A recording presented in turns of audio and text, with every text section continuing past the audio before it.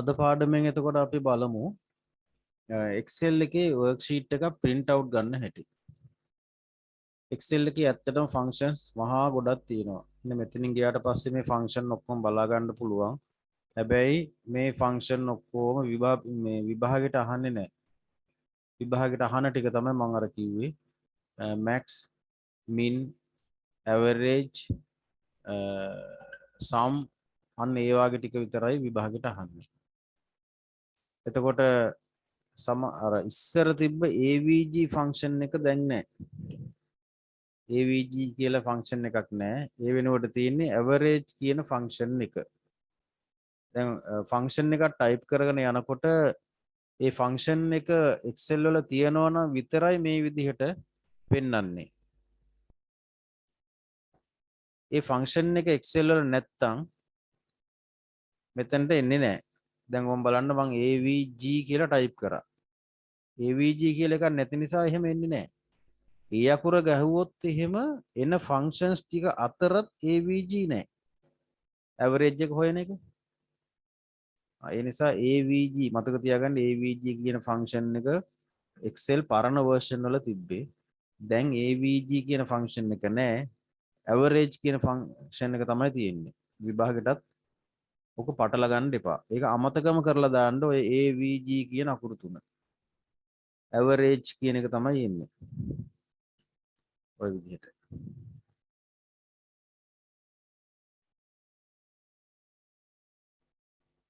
හරි.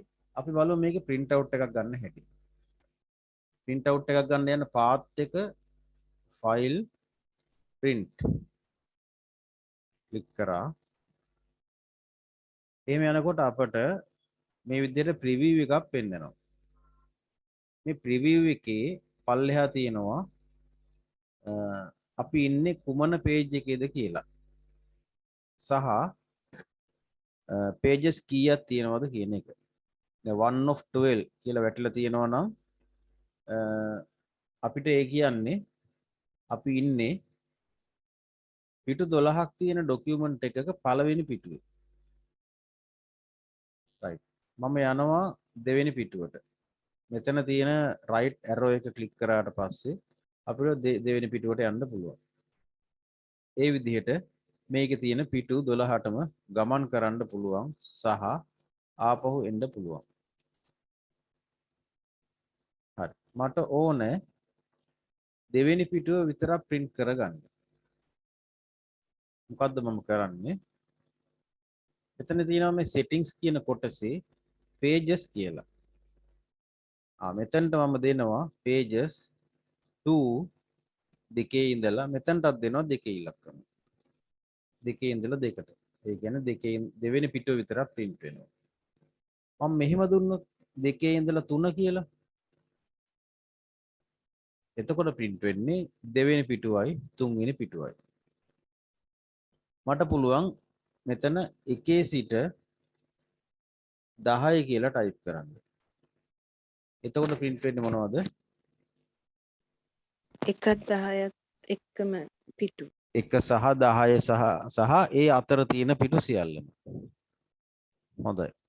එතකොට ඒ විදිහට අපිට print out ගන්න අදාළ range එක දෙන්න පුළුවන්. ඊළඟට collated කියලා තියෙන්නේ මොකද්ද මේ? collated. බලමු අපි ඒකේ මොනවද තියෙන්නේ කියලා. මෙතන collated කියලා තියෙනවා. මෙතන uncollated කියලා තියෙනවා. හරි. මොකද්ද තේරුම් ගන්න ඕගොල්ලෝ මේකෙන්?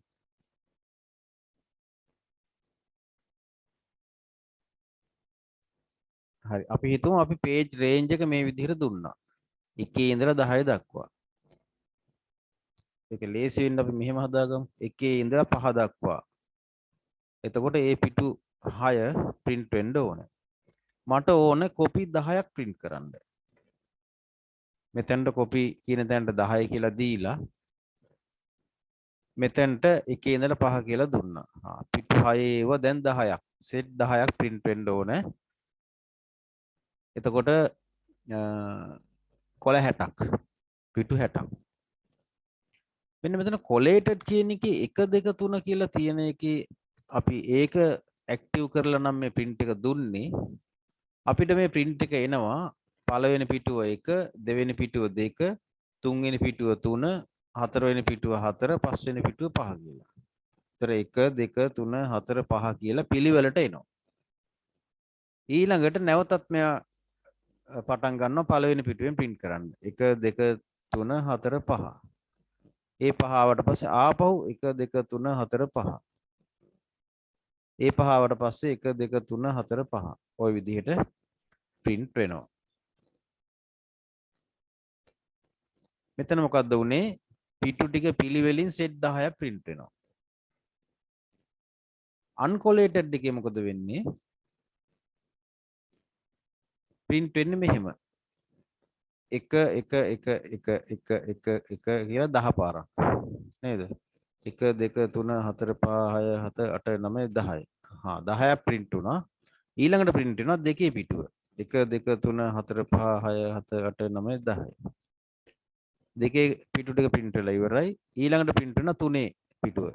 1 2 3 4 5 6 7 8 9 10. හා මේ විදිහට ඊළඟට 4 1 2 3 4 5 6 7 8 9 10. ඊළඟට 5 1 2 3 4 5 6 7 8 9 10. මේ විදිහට තමයි uncollated කියන එකේදී print වෙන්නේ. එතකොට අපිට ඔය දෙකින් කැමති එකක් තෝරගන්න පුළුවන්. copies එකකට වඩා වැඩිය ගන්නවා නම් තමයි මේක හරියන්නේ. එක කොපියක් ගන්නවා නම් මේක අදාළ වෙන්නේ නැහැ. ඒක පැහැදිලි නේවලට. uncollated නම් මේ 1 2 3 4 5 set මේ print එක ඒ පිටු ටික එළියට ආව stapler එකක් ගැහුවා අයින් කරා. දෙවෙනි set එක එළියට ආව stapler එකක් ගැහුවා අයින් කරා. right? තුන්වෙනි එක එළියට ආව stapler එකක් ගැහුවා අයින් කරා මේක අයින් කරා. මේකෙදි පළවෙනි set එක ඔක්කොම එන්නේ එකේ කොළ ටික. දෙවෙනි set එක දෙකේ කොළ ටික. මේ set ඔක්කොම ආවට පස්සේ තමයි මේ ටික එකතු කරන්න වෙන්නේ. මේ ටිකට ওই විදිහට එකතු කරගෙන යන්න වෙන්නේ. මේ ටික ඔක්කොම එකට ආවට පස්සේ. ඒක අවශ්‍යතාවයේ පරිදි කරගන්න එකක්. right. default එක හැටියට තියෙන්නේ collated කියන එක. මම හිතන්නේ ඒකේ පැහැදිලි ඇති ඒක. ඊළඟට portrait orientation කියලා තියෙනවා. මේක ඔයාලා දන්නවා word වල තියෙනවා landscape portrait කියලා. landscape කියලා දුන්නොත් එහෙම පේන්න ඇති මේ page එක print වෙන්නේ හරස් අතට. portrait කියලා දුන්නොත් එහෙම print වෙන්නේ උස අතට. ඒක තීරණය කරන්නේ තමන්ගේ page එකේ තියෙන content එක අනුව. උස අතට දැන් බලන්න මෙතන අන්තිම එක තියෙන්නේ EST 2020යි 4:10 බෝස්ටන් කියලා. අපි බලමු මේක landscape දාලා. එතකොට තියෙන්නේ ES 2020යි 7:18 නිව්යෝක් කියලා තියෙන්නේ. එතකොට පේනවා ඇති පල්ලෙහාට තියෙන රෝස් ගාන මෙතනදී අඩු වෙනවා. මොකද කොලේ උස අඩුයිනේ. ඉතින් ඔය වගේ දැන් මෙතන ගත්තොත් උස වැඩි. එතකොට රෝස් ගාන වැඩි. ඉතින් අවශ්‍යතාවයේ පරිදි Tamanට මේක තෝරගන්න පුළුවන්. ඊළඟට letter මෙතන size එක, paper size එක. අපි print out එක ගන්න අර දෙපැත්තේ සිදුරු තියෙන කඩදාසි රෝලට නම් ඔයාලා letter size කියන එක තෝරගන්න ඕනේ. අපි print out එක ගන්නේ photocopy කොළ වලට නම් A4 size photocopy කොළ වලට නම් මෙතන A4 size එක තෝරගන්න ඕනේ. right. ඊට පස්සේ මෙතන margin. අපේ page එකේදී අපි page setup කරලා margin හදාගත්තේ නැතත් මෙතනින් අපිට margin එක දෙන්න පුළුවන්. දැන් normal කියලා දුන්නොත් එහෙම margin එක set වෙන්නේ උඩ margin එක 0.75යි යට margin එක bottom එක 0.75යි වම් පැත්ත 0.7යි අඟල්මිය වම් පැත්ත 0.7යි දකුණු පැත්ත 0.7යි head 0.3ක් තියෙනවා. ඒ කියන්නේ අඟලක් අයින් වෙනවා උඩින්. head එක කියන්නේ උඩ හරියෙන් පොඩි ඉඩක් අරිනවා ඔයාලා අර වර්ඩ් වල අපි කතා කරා හෙඩර් ෆුටර් කියලා. අන්න ඒ වගේ ඉඩක් අරිනවා. එතන යම්කිසි දෙයක් සඳහන් කරන්න අවශ්‍ය නම් පුළුවන්. මෙතන ඒකට දශම 3ක් ඇරලා තියෙනවා. මේක ඕන නම් අපිට කස්ටම් මාජින් එකට ගිහිල්ලා අයින් කරන්න පුළුවන්. කස්ටම් මාජින් ගියාට පස්සේ මේ හෙඩර් ෆුටර් ඩිලීට් කරලා දාන්න පුළුවන්. එතකොට හරියටම ඕන නම් අපිට දශම 7.5 වටේටම තියන්න පුළුවන්. ඕකේ. ඒකට බිඳුව දාමු. right. දැන් ඔන්න අපි කස්ටම් මාජින් එකක් දුන්නා මේ last custom settings. ඊළඟට scaling. scaling කියන එකෙන් කරන්නේ අපි page size එක බැරි වෙලාවත් තේරුවොත් එහෙම A4 නැතුව වෙන size එකකට. අපි හිතමු A5 කියලා. A5 කියලා තේරුවොත් එහෙම මෙතන scaling එකෙන් අපිට දෙන්න පුළුවන් option 4ෙන් custom option එකකුත් තියෙනවා මේකේ. අපිට දෙන්න පුළුවන් මේක දුන්නොත් fit sheet on one page. මේ ඔක්කොම ටික එක page එකකට set කරනවා මම. හරිද? අකුරු size එක කුඩාද බල කියව ගන්න පුළුවන්ද බැරිද ඒක යාට අදාළ නැහැ. එක පිටුවට එයා set කරනවා. මෙතන fit all columns on one page. ඒක ඔක්කොම columns ටික එක page එකකට set කරනවා. එතකොට දකුණු පැත්තෙන් තමයි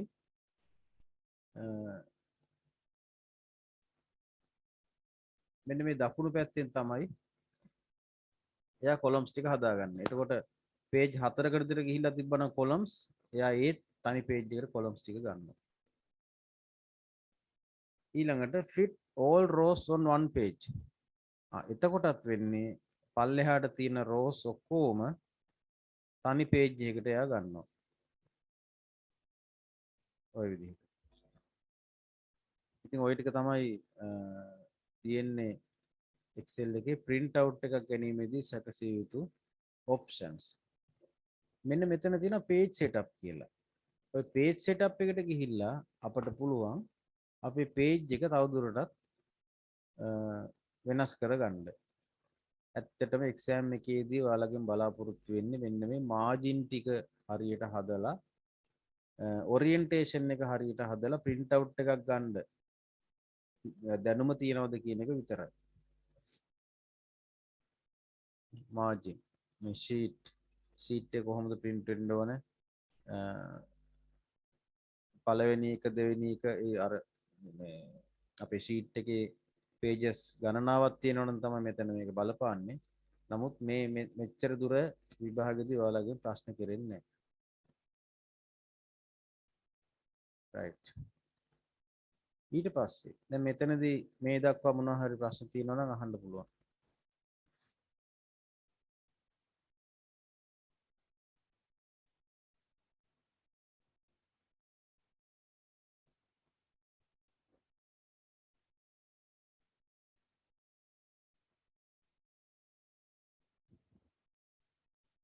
හරි ප්‍රශ්න නැත්තම් දැන් මේ අපි කතා කරේ සම්පූර්ණ sheet එකම print කරන හැටි. මම මෙතන ආපහු හදා ගන්නම් A4 size එකට. ඊළඟට අපිට පුළුවන් මුළු work book එකම print කරන්න. ඒ කියන්නේ work book කියන්නේ work sheets ඔක්කොම තියෙන සමස්ත book එක. හරි. එහෙම print එකක් ගන්න සිද්ධ වෙන අවස්ථා ඉතා අඩුයි. නමුත් මේ option ටික කියලා දෙන්න ඕන හින්දායි මම එහෙම කිව්වේ. ඊළඟට print selection අපිට පුළුවන් යම්කිසි කොටසක් විතරක් දැන් මෙන්න මේ ටික විතරයි print කරන්න ඕනේ අපිට. එතකොට කරන්නේ file print selection අපි select කරලා ආපු ගමන් එයා මේ option එක active වෙලා තියෙන්නේ දැන් print selection. එතකොට මේ ටික විතරයි. කොච්චර Excel sheet එකේ තව එහා මෙහා කොච්චර තිබ්බත් print කරන්න මේ ටික විතරයි. දැන් බලන්න මේ ටික විතරක් print කරන්න. අදාළ ටික highlight කරා. print එතනට ගියාට පස්සේ මේ ටික select වෙලා තියෙනවා. එච්චරයි තියෙන්නේ.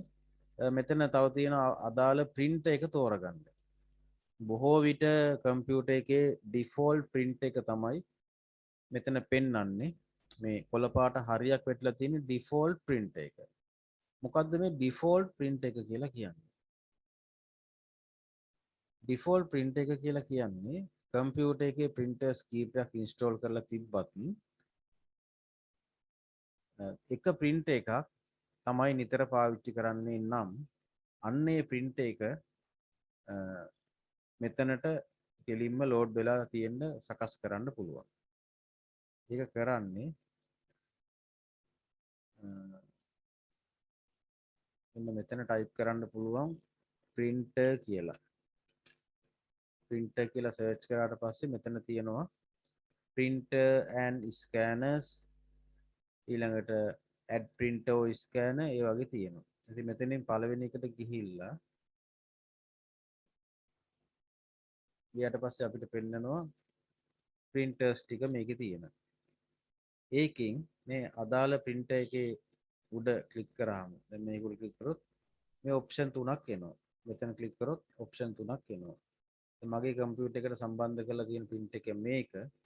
ඒක manage කියන එකට ගියාට පස්සේ ඒකේ තියෙනවා printer properties කියලා.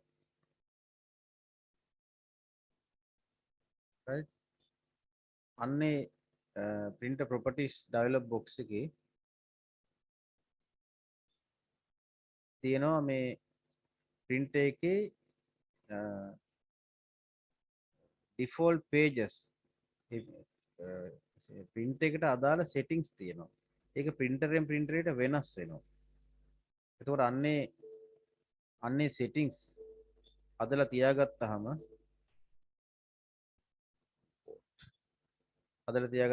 ඒ ටික තමයි අපිට අතනින් පෙන්වන්නේ. දැන් බලන්න printer දැන් ඔයාලට පෙන්වන්න එක එක printer එකට අනුව ඒවා වෙනස් වෙනවා කියලා. දැන් මම ගන්නම් OneNote for Windows 10 කියලා. අන්න ඒක තෝරගන්න. ඒක manage එකට ගියාට පස්සේ ඒකේ printing preferences බලන්න. මෙච්චරයි තියෙන්නේ. ඒකේ printer properties බලන්න. මෙච්චරයි තියෙන්නේ. දැන් මම ආපහු අරක තෝරගන්න. ඒකේ manage එකට ගියාට පස්සේ බලන්න properties. ඒකේ ගොඩාක් tab තියෙනවා. preferences ගොඩාක් option තියෙනවා. ඉතින් අර අපි print කරන හැම පිටුවම අපි A4 කිය තෝරන්නේ නැතුව මෙතනින් තෝරලා තියන්න පුළුවන් ඕන. මෙතනින් තෝරන එක මොන application එකෙන් print out එක ගන්න ගියත් මේක තමයි default එක වෙන්නේ. okay right ඒ වගේම තමයි මම කිව්වා default print එක මෙන්න මෙතනින් තමයි ඒක කරන්නේ. let Windows manage my default printer.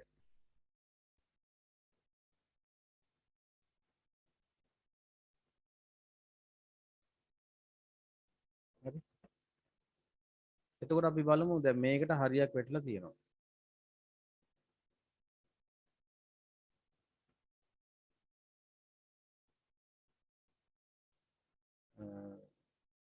මේකට හරියක් වැටලා තියෙනවද බලන්න.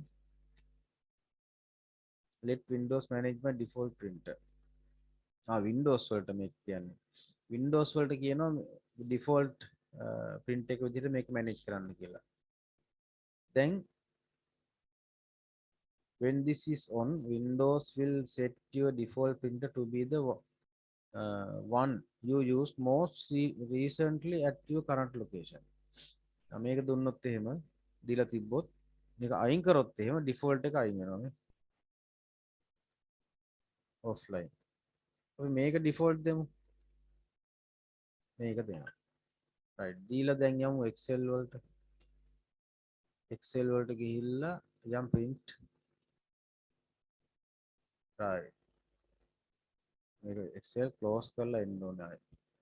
මම නැවත close කරලා ගන්න.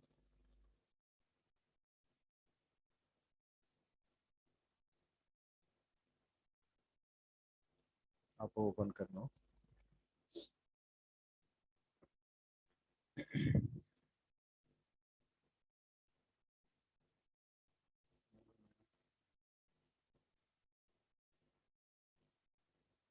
वो आपकी sample data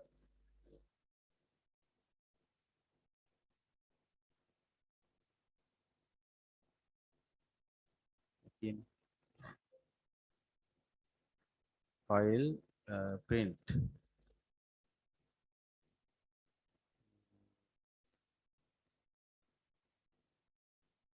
apa බලමු පොඩ්ඩක්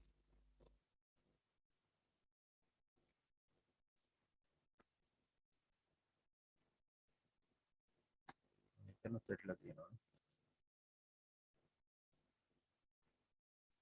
right දැන් බලමු මොකද මේකෙත් පැටලලා තිබ්බ ටික් එක අයින් කරලා තිබ්බේ නෑ දැන් OneNote කියන එකට ටික් එක දාමු හරි දැන් බලමු නැවතත් මම හිතන්නේ Excel වලින් අයින් වෙලා නැවත එන්න වෙනවා බලමු ඔව් අයින් අපෝ එන්න වෙනවා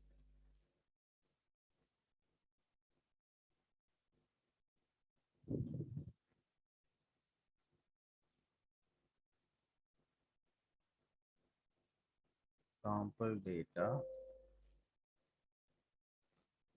file print ඒක ප්‍රශ්නයක් උපදින send එකේ ආයෙ තියෙනවා OneNote එකට විතරයි දාන්න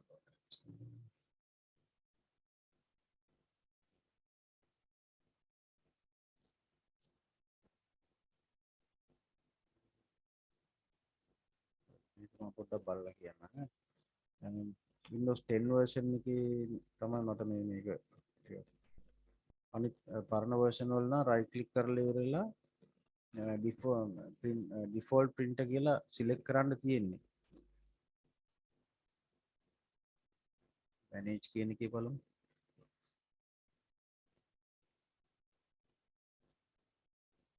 මෙතන තියෙන්නේ set as default දැන් බලමු OneNote for Windows 10 set as default දැන් බලමු Excel වලට ගිහිල්ලා ඇවිල්ලා තියෙන්නේ නේ එහෙම යන්නේ මටත් මතක තිබ්බේ නෑ මගේ අර පරණ මතකෙ තිබ්බේ ආපහු දැන් බලන්න fax කියන එක default කරලා manage වලට ගිහිල්ලා set as default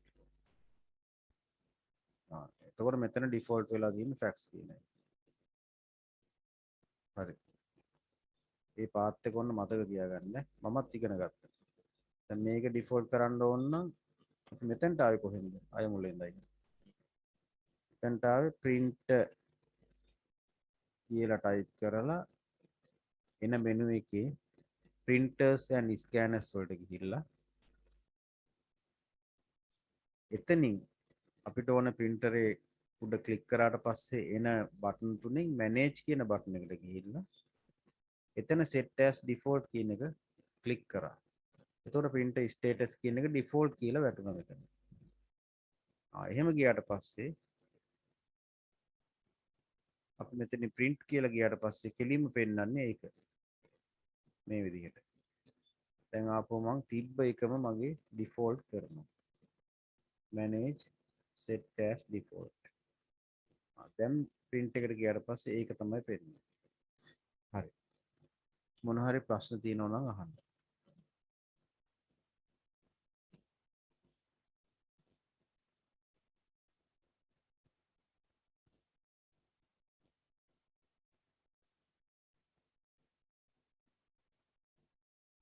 එහෙම නැත්නම් මම යනවා දැන් word වලට. මෙතනින්. මම කිව්වනේ මේ එකම දේවල් ටික එක සමාන ටික ටික දවස් කරන්නම් කියලා. දැන් මම ආයේ word වලට යනවා.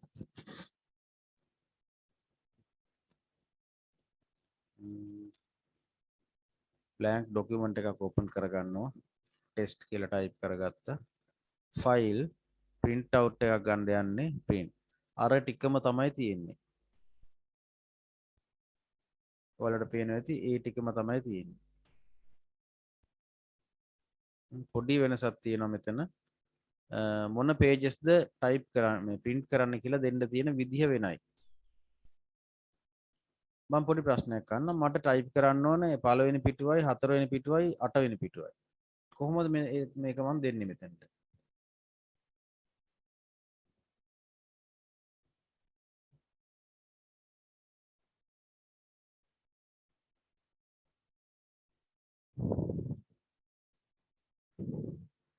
එතකොට දෙන්නේ ක්‍රමාදද 1 4 8 1 4 8 මට ටයිප් කරන්න ඕන සෝරි print කරන්න ඕන 3 ඉඳලා 10 වෙනි පිටුව දක්වා කොහොමද ඒක දෙන්නේ 3යි ඉරක් ගහලා 10 3 ඉරක් ගහලා 10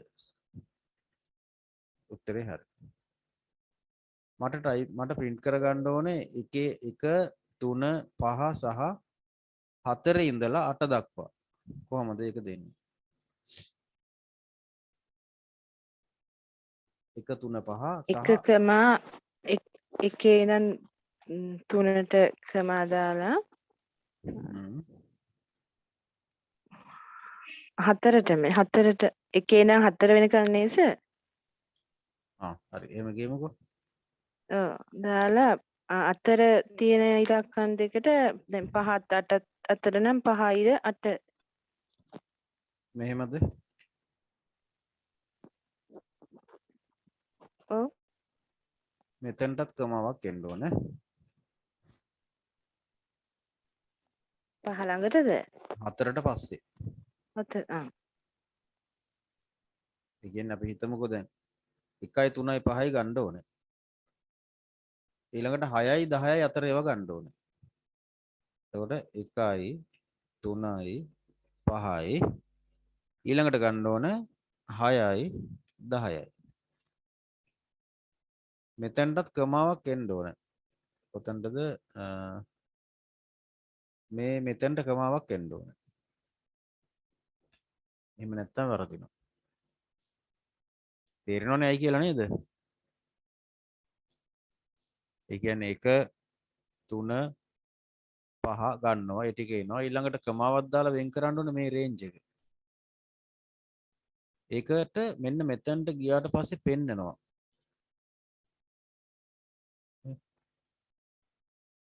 හරි දැන් ප්‍රශ්නයක් ඇහුවොත් එහෙම අහවල් පිටු මුද්‍රණය කරගන්න ඕන ඒකට pages කියන කොටුවේ ඔබ ලබා දිය යුතු පිළිවෙල ලියන්න කියලා. එතකොට ওই විදිහට ලියන්න ඕන. හරි. එතකොට අපිට ඕන තැනක මේක සේව් කරගන්නේ කොහොමද? සරල දෙයක් ඔයාලා දන්නවා. ඉක්මනට කරලා දාමු මේක. කොහොමද යන්නේ? ෆයිල් පළවෙනි වතාවේ සේව් කරනවා නම් සේව් ගියත් එකයි සේව් ඇස් ගියත් එකයි. දෙවෙනි වතාවේදී අපිට වෙනත් තැනක සේව් කරනවා නම් හෝ වෙනම නමකින් සේව් කරනවා නම් හෝ යන්න ඕනේ සේව් ඇස් එකට. දැන් මේ ડોකියුමන්ට් එක පළවෙනි මොහොතේ සේව් කරන්න යන නිසා මට පුළුවන් කෙලින්ම සේව් කියලා යන්න. එහෙම නැත්නම් කීබෝඩ් එකේ control S ඔබන්න පුළුවන්. ඔය කෝකේ බුවත් එන්නේ මෙතනට. save as කියන තැනට තමයි එන්නේ. ඔන්න බලන්න control S. save as එකට එන්නේ. ඔන්න බලන්න file save. එන්නේ save as එකට. ඔන්න බලන්න file save as. ඒ එන්නේ save as එකට. ඒ මොකද මෙතනදී අපි මුලින්ම කරන නිසා තැනක් අපි hard disk එකේ තැනක් තෝරලා දෙන්න වෙනවා. ඒ වගේම නමක් දෙන්න වෙනවා. ඔන්න ඔය අවශ්‍යතා දෙක හින්දා තමයි කෙලින්ම එයා save as එකට එන්නේ. එයා බලනවා hard disk එකේ කොහේ හරි මේ ෆයිල් එක තියෙනවද මේ නමින්? නෑ. එහෙනම් එයා හිතනවා පළවෙනි මොහොතේ තමයි මේ පළවෙනි අවස්ථාව තමයි මේක save කරන. එහෙමනම් ඒ save කරන්න තැනක් පෙන්වන්න ඕනේ. save වෙන්න නමක් දෙන්න ඕනේ කියලා. අන්න ඒ නිසා තමයි save as dialog box එකට යන්නේ. ඉතින් අපිට පුළුවන් browse ගිහිල්ලා මේකට නමක් දීලා save as type එක ඔහොම තියලා save කරන්න. එතකොට word document එකක් හැටියට save වෙනවා. යම් කිසි විදිහකින් මේ ෆයිල් එක අපි open කරන්නේ පරණ version එකක නම් Office 2003 වල හෝ Office 97 වල හෝ වගේ එකක නම් අපිට පුළුවන් මෙන්න මේ option එක දෙන්න. save as type එක Word 97 2003 document එකක් හැටියට දුන්නොත් එහෙම 97 ඉඳලා 2003 දක්වා ඕනෑම version එකක අපේ ෆයිල් එක open කරන්න පුළුවන්. එහෙම නැති වුණොත් අපේ ෆයිල් එක open කරන්න අනිවාර්යයෙන්ම මේ version එක තියෙන office package එකක් install කරලා තියෙන්න ඕනේ. දැන් ඔයාලා office එකෙන් වැඩේ කරලා ගෙදර ගෙනල්ලා ඉවරලා බලනකොට ගෙදර තියෙන්නේ පරණ version එකක් නම් Word වල ඒ file එක open වෙන්නේ නැහැ. හැබැයි පරණ version එකක කරපු document එකක් අලුත් version එකකදී open වෙනවා. උදාහරණයක් ඇටියට Word 97 එකක් Word 2010 එකේ open වෙනවා. ඒ වගේ. නමුත් Word 2010 එකේ කරපු එකක් Word 97 වල open වෙන්නේ නැහැ. අන්න ඒ වගේ අවශ්‍යතාවලදී අපිට පරණ version එකක් බවට පත් කරලා save කරන්න පුළුවන්. හැබැයි මතක තියාගන්න එතකොට සමහර features අයින් වෙලා යනවා. උදාහරණයක් ඇටියට අපි හිතමු මේකට පින්තූරයක් අපි insert කරගත්තා. picture ගිහිල්ලා බලමු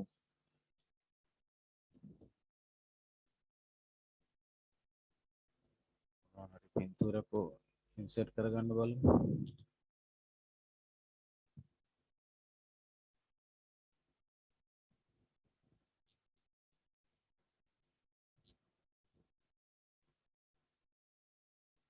මේක open කරගෙන මේක තමයි picture එක. මේකට අපිට දාන්න පුළුවන් විවිධ effects මේ picture style එකට ගිහිල්ලා අපිට effects දාන්න පුළුවන්. මේ වගේ. අපි හිතමු මේක දැන් අපි save කරන්න යනවා පරණ version එකකට 2007. මම දන්නේ නැහැ මේකෙදි මේ ගැටලුව එයිද කියලා බලමු. ආවේ නැහැ.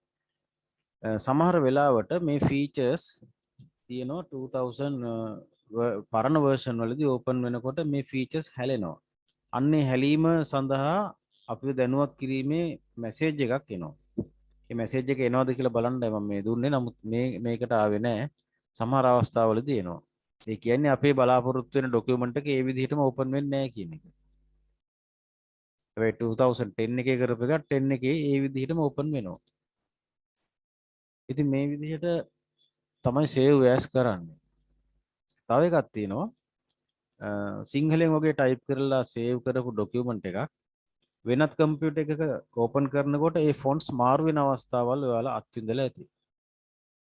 අන්න ඒ වගේ වෙලාවට අපිට පුළුවන් මේක PDF document එකක් හැටියට save කරන්න. PDF කියලා කියන්නේ portable document format. සමහර විට ප්‍රශ්නයක් බවට පත් වෙන්නත් පුළුවන්. PDF යනු කුමක්ද? portable document format. portable document format කියලා කියන්නේ electronic document එකක් අපිට හදන්න පුළුවන් එක. ඒක ඕනම PDF file reader එකක් තියෙන කම්පියුටර් එකක හෝ මොබයිල් ෆෝන් එකක හෝ ටැබ් එකක වැනි ඩිවයිස් එකක ඕපන් කරන්න පුළුවන්. කන්ටෙන්ට් එකේ කිසිදු වෙනසක් වෙන්නේ නැහැ. ෆොන්ට්ස් මාරු වෙන්නේ නැහැ.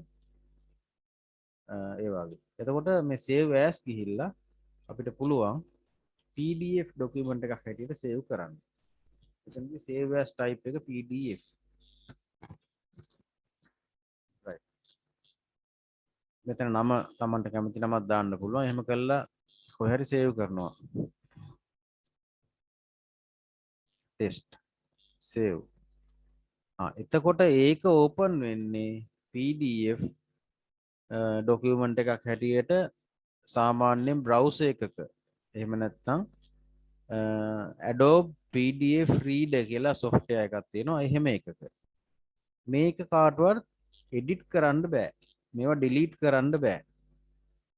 මේවා copy කරලා නම් ගන්න පුළුවන්. නමුත් ඒ ටිකක් අමාරුයි. ඉතින් අපේ document එකක් වෙන කෙනෙකුට යවනවා නම් එයාට බලන්න විතරක් edit කරන්න අවස්ථාවක් නොතියා අපිට පුළුවන් PDF document එකක් හැටියට ඒක convert කරලා යවන්න. Word document එකක් හැටියට යවුවොත් මොකද වෙන්නේ ඔයාලා දන්නවා. එයාට ඒක edit කරන්න පුළුවන්. නමුත් මේ විදිහට හදලා යවුවොත් edit කරන්න බෑ. බොහෝ විට අපිට ඊමේල් කරලා යවනවා නම් බයෝඩේටා එකක්, එතකොට තමන් කරපු ඩොකියුමන්ට් එකක්, ඔෆිස් ඩොකියුමන්ට් එකක්. ඉතින් බොහෝ විට PDF කරලා තමයි යවන්නේ. right. ඒක කරන්නේ Excel වලත් එහෙමයි. file save as browse කියා තමන්ට ඕන තැන තේරුවා PDF මේ දුන්නාම right save බලමු PDF document එකේ ස්වභාවය. අපි print අතන print එක තේරුවානේ. ඒ නිසා එහෙමයි ආවේ. file save as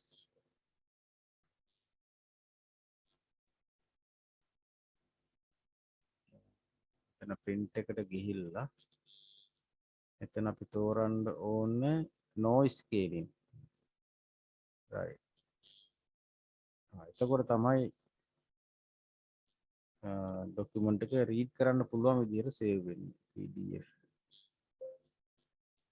sample data PDF already exist. ඒ කලින් save කරානේ. ඒක replace කරන්නද කියලා අහනවා. yes. දැන් මේ පේන්නේ. එතකොට මෙන්න දැන් සියලුම දේවල් තියෙනවා. නමුත් කාටවත් මේක edit කරන්න බෑ. මේව highlight කරලා delete key එක එබුවා කියලා edit වෙන්නේ නැහැ. delete වෙන්නේ නැහැ. right. ඔය ටික තමයි දැනගෙන ඉන්න ඕන කාරණා ටික විභාගයට යන්න කලින්. මොන හරි දෙයක් තියෙනවා නම් අහන්න පුළුවන්. තව ගොඩාක් දේවල් තියෙනවා. නමුත් විභාගයේ මට්ටමට මේ ටික දැනගෙන හිටියම ඇති.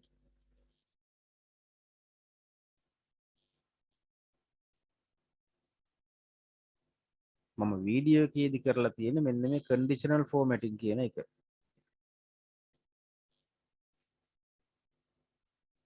මේකේ තව එකක් මම කියලා දෙන්නම්. ඒකෙදිම කියලා දීලා තියෙන එකක්. අපි ටයිප් කරපු එක මෙන්න මේ විදිහට නම් තියෙන්නේ. කොටසක් පේන්නේ නැහැ. හරිද? දැන් මේම කොලම් ගොඩාක් තියෙනවනේ. මේ එකින් එක අපිට මේ විදිහට හදා හදා ඉන්න බෑනේ. ඒකට පොඩි උපක්‍රමයක් තියෙනවා. මෙන්න මෙතන තියෙන්නේ. home tab එකේ cells කියන කොටසේ format කියන එක. මට ඕන මේ ටික ගානට මේ කොලම් size එකට හදා ගන්න. මෙන්න මෙතනට ගිහිල්ලා format auto fit column width column එකේ පළල auto fit කරන්න. මේක ක්ලික් කරපු ගමන් එයා මේ කොලම් එකේ පළලට තියෙන උපරිම වචනේ දිගට මේ කොලම් එක හදනවා. ඔන්න බලන්න. right පේනව නේද? එතකොට මේක තමයි උපරිම දිග. මේ දිගට එයා ගන්නවා. එතකොට ඔක්කොගේම දැන් අදාළ වචන සියල්ල පේනවා. ඕකෙම අනිත් එක rows අපිට මේ විදිහට තියෙන්න පුළුවන්. එතකොටත් කරන්නේ ඕන්න මුළු ડોකියුමන්ට් එකම highlight කරලා මෙහෙම කරොත් එහෙම දෙපැත්තට එකක් තමයි auto fit row height set වෙනවා. අනිත් පැත්තෙන් auto fit column width නොපෙනෙන දේවල් සියල්ල පේනවා ගානට හැදෙනවා ඔක්කොම.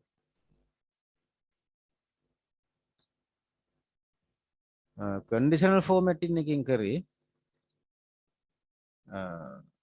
අපිට දෙන්න පුළුවන් greater මෙන්න මෙතන highlight cell rows greater than කියන්නේ කීයටද 50ට වැඩි ඒවා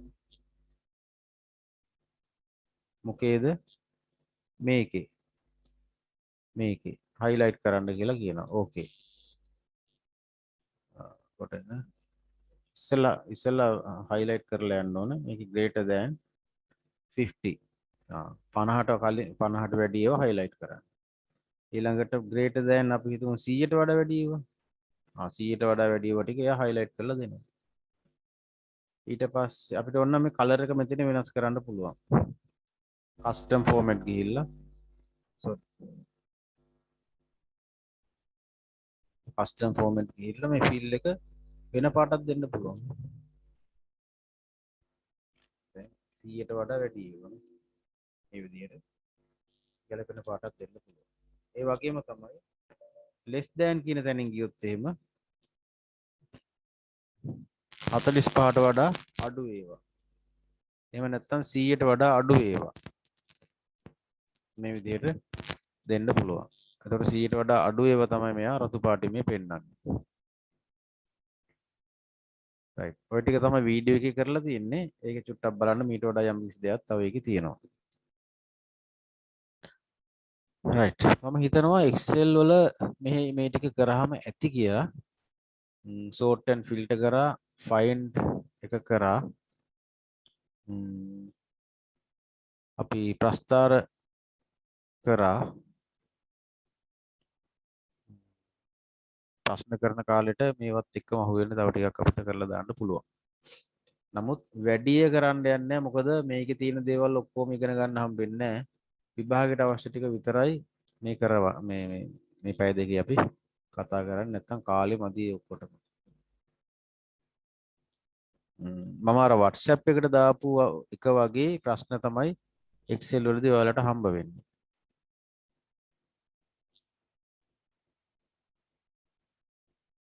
හරි. එහෙමනම් අද මේ අද දවස වෙනකොට මේ කරපු ටික ප්‍රමාණවත් කියලා මම හිතනවා Excel වල. Word වලත් ඒ වගේමයි අපි mail merge කරා. ඒ වගේ සාමාන්‍ය දැනුම mail merge එක පොඩ්ඩක් දැනගෙන ඉන්න. මොකද ඒකෙන් ප්‍රශ්න එන්න පුළුවන්.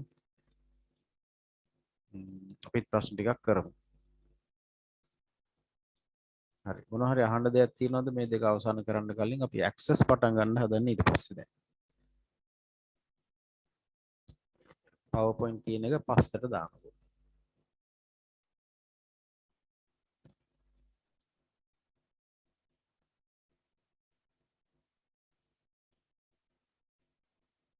බලමු ප්‍රශ්නයක් කරන්න පුළුවන්කමක් තියෙද කියලාද අපිට.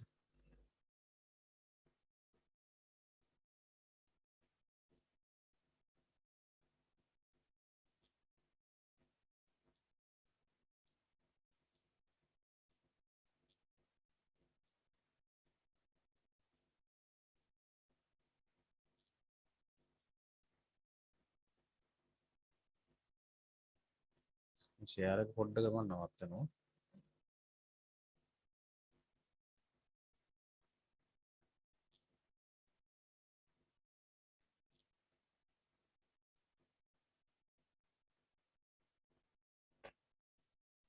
මොනවා හරි අහන්න දෙයක් තියෙනවා නම් අහන්න කතා කරමු.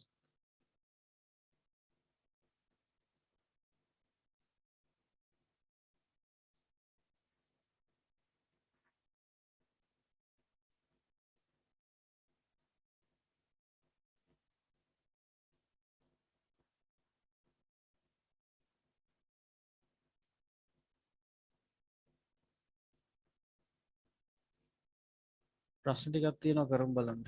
හැම පැත්තම ආවරණය වෙන ටිකක්. හැමෝම කට ඇරලා උත්තර දෙන්න ඕනේ හැබැයි.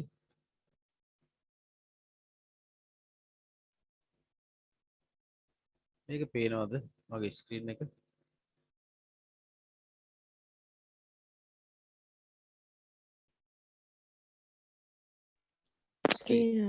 පේනවනේ. අපි මේ ටික කරමු ඈ.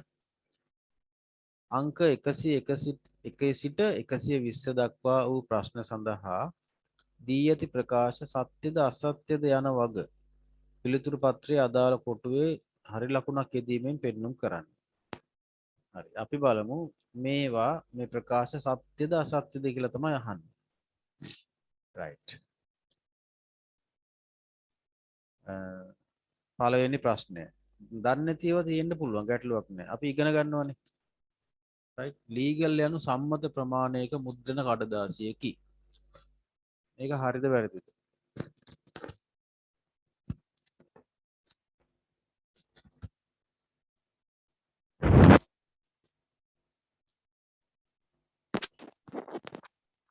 අසත්‍යයි. තව උත්තර තියෙනවද?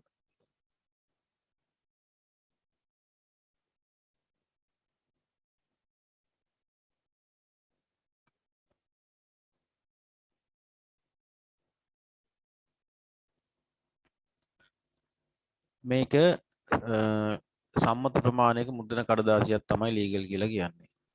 සම්මත ප්‍රමාණ අසත්‍යයි නෙමෙයි සත්‍යයි. සම්මත ප්‍රමාණයේ මුද්‍රණ කඩදාසි කියලා කියන්නේ A4 B5 legal letter අන්න එහෙම ඒවා. එතකොට ඒවට නමක් තියෙනවා ඒ වගේම සම්මත දිග පළලක් තියෙනවා. ලීගල් කොලේ අපි හිතමු A4 කඩදාසියේ දිග පළල ඔයාලා දන්නවද? 210යි 297යි මිලිමීටර්. 210යි 297යි මිලිමීටර්. මේක බැරි වෙලාවත් මේ කොලේ අපි කපනවා 296 වෙන්න. දැන් මේක සම්මත නෙමෙයි. සම්මත කියන්නේ ඔන්න ඕක. එතකොට පළවෙනි එකට උත්තරේ වෙන්නේ සත්‍යයි. දෙවෙනි එක බලමු. Windows Explorer යනු ස්මාර්ට් ජංගම දුරකථන මෙහෙයුම් පද්ධතියක් සඳහා උදාහරණයකි කියලා කියනවා. ප්‍රකාශයේ සත්‍යද අසත්‍යද?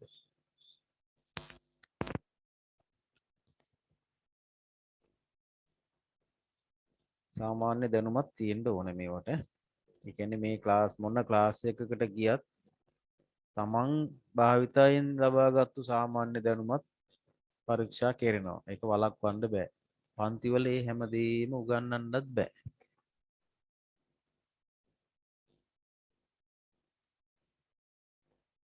උත්තරේ හරි වෙන්න පුළුවන් වැරදි වෙන්න පුළුවන් තමන්ගේ මතය ප්‍රකාශ කරන්නකෝ බලන්න.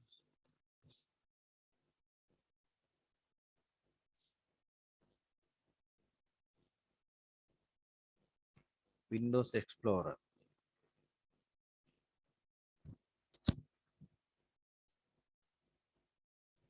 false කියලා කියනවා ක්‍රිෂානි මේකට වෙන්නේ නැති නේද මේ දැන් අහන ප්‍රශ්නෙට වෙන්නේ නැති නෙමෙයි.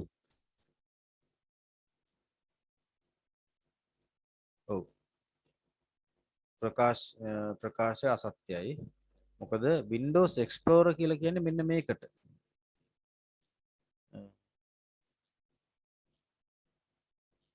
අපි කැමති ෆයිල් එකක් ඕපන් කරගන්න ඕනේ. මොකද ඕපන් වෙන්නේ නැත්තේ?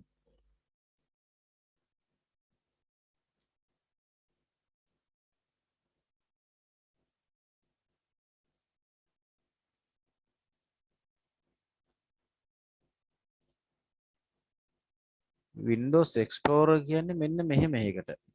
වම් පැත්තේ ෆෝල්ඩර්ස් පෙන්නන, දකුණු පැත්තේ ෆයිල්ස් පෙන්නන ඒ ස්වභාවයේ වින්ඩෝ එකකට තමයි Windows Explorer කියලා කියන්නේ.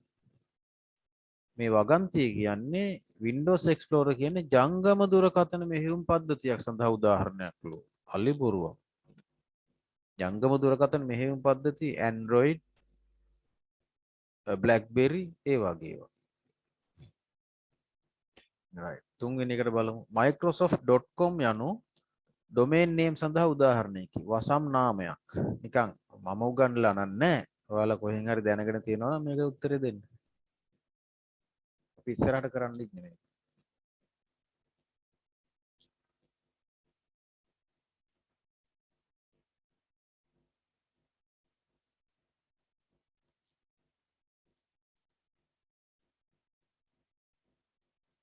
දැන් microsoft.com itn.lk නේද derana.lk ඒ වගේ. ඒවට තමයි domain name කියලා කියන්නේ. .com .lk .info ඒවා. ඉස්සරහට අපි කතා කරනවා. එතකොට microsoft.com කියන්නේ domain එකකට උදාහරණයක්. හරි. වගන්තිය නිවැරදි. හරි. ඊළඟ එක මෘදුකාංගයක් මිලදීගත් කෙනෙකුට එය ඕනෑම පරිගණක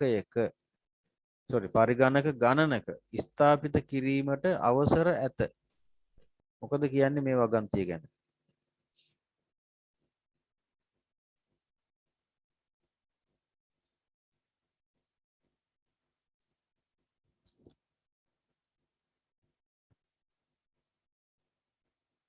හැමෝගෙම උත්තර මට ඕනේ. chat එකට හරි දාන්න.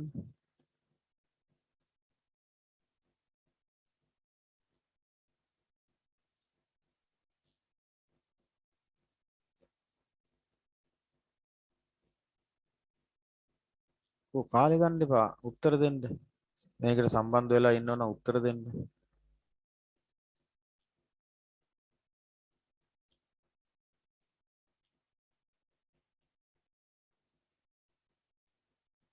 හරිද වැරදිද මොනවා හරි උත්තරයක් දෙන්නකෝ.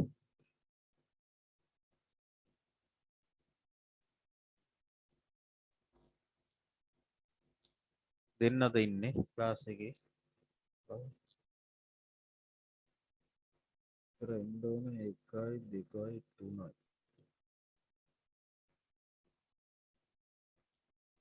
උත්තර 3ක් එන්න ඕනේ.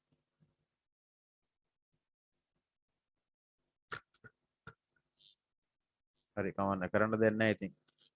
මේ වගන්තිය අසත්‍යයි. හරි ඔයාලා හිතන්නේ සත්‍යයි කියලා. අපි සල්ලි දීලා ගත්තා නම් අපිට ඕන ගානකට මේක දාගන්න පුළුවන් කියලා හිතනවා. ඒක වැරදි. එහෙම නැත්නම් Microsoft Office මෘදුකාංග එක්කෙනෙක් ගත්තා නම් ඇති මේ ලෝකේ. එයා ඔක්කොටම දානවා. එහෙම නැහැ. අපි එක software එකක් ගත්තා නම් ඒක දාන්න පුළුවන් එක කම්පියුටර් එකකට විතරයි අවසර තියෙන්නේ. සමහර විට ඒක කම්පියුටර්ස් 3කට වගේ දාන්න එයාලා අවසර දීලා තියෙන්න පුළුවන්. එහෙම අවස්ථාවක හැර එකකට හැර තව එකකට දාන්න බෑ. එහෙම නෑ වැඩක් නෑනේ. ලංකාවටම එක්කෙනෙක් ගත්තා නම් ඇති software එක CD එක. එයා දාගෙන යයි ඔක්කොටම. ඒ නිසා ඒ වගන්තිය වැරදි. ඊළඟ එක සුපිරි වෙළඳසැල් වලදී ක්‍රෙඩිට් කාඩ් මගින් පමණක් නොව ඩෙබිට් කාඩ් මගින්ද මුදල් ගෙවිය හැක. කියන්න බලන්න ඒකට උත්තරේ. සත්‍ය. සත්‍යයි. උත්තරේ සත්‍යයි. හරි. ඩෙබිට් කාඩ් එකෙන් අපේ හැමෝටම ක්‍රෙඩිට් කාඩ් නැහැනේ. නමුත් අපේ බැංකු කාඩ් එකනොත් ගෙවන්න පුළුවන්. උත්තරේ සත්‍යයි. ඊළඟ එක තීන්ත විදුම් මුද්‍රකයට මුල් පිටපත සමග කාබන් පිටපතක්ද මුද්‍රණය කළ හැක. කියන්න බලන්න උත්තරේ.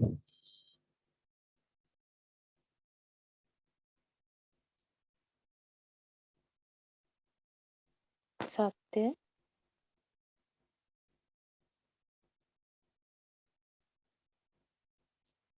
අනිත් අය මොකද කියන්නේ?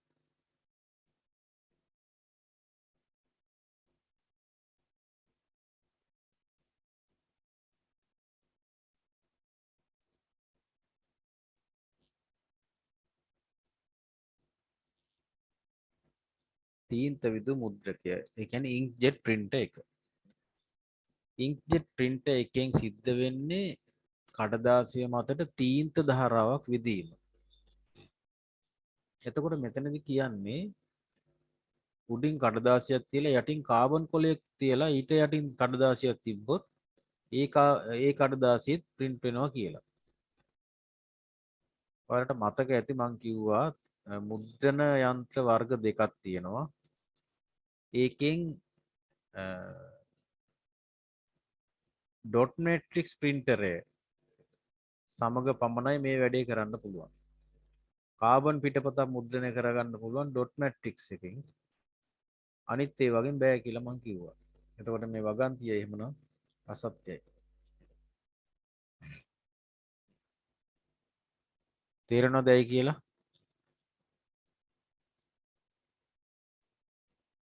අර සම්පීඩන බලයක් එක්ක කඩදාසියට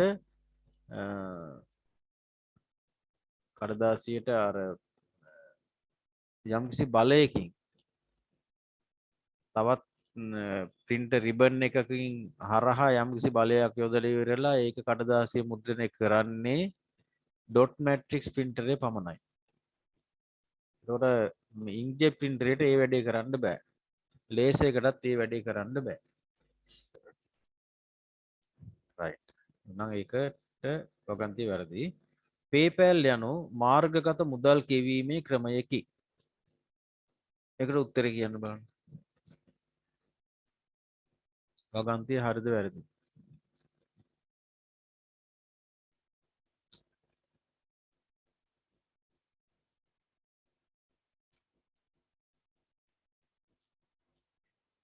PayPal කියන එක අහලා තියෙනවද?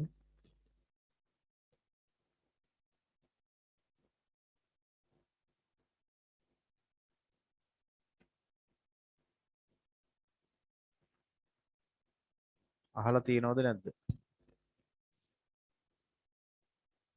ඔන්ලයින් පේමන්ට් කරලා තියෙනවද කවුරු හරි?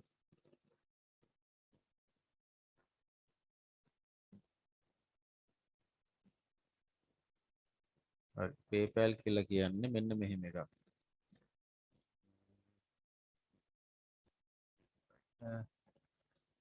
paypal.com paypal.com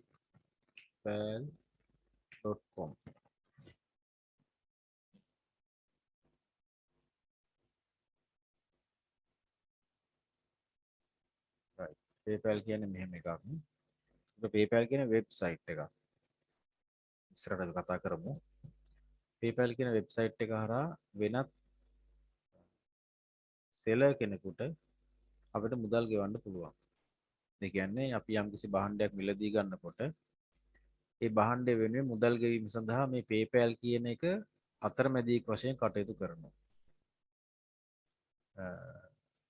මේකට අපිට ලොගින් වෙන්න පුළුවන්. ඕනම කෙනෙකුට මේකේ ෆ්‍රී ඔෆ් charge account එකක් හදාගන්න පුළුවන්.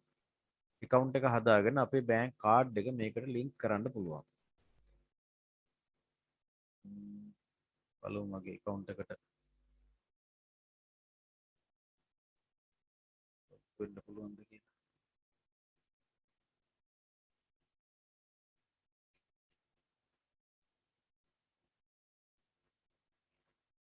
password එක වැරදුනේ.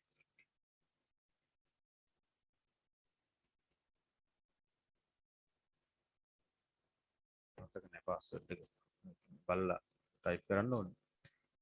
හරි. කොහොම වුණත් PayPal කියන එකට log වෙන්න පුළුවන් අපිට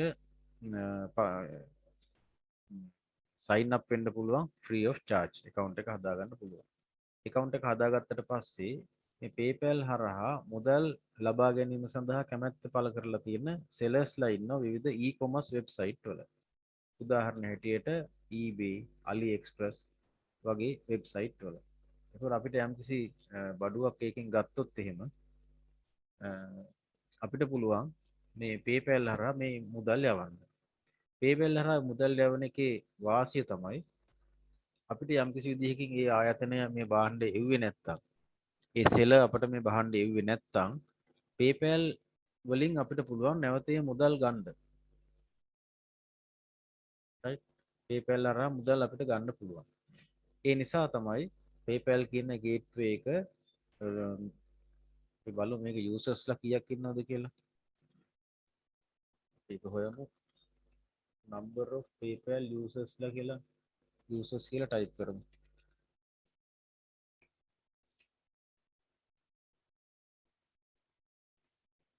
users බලමු.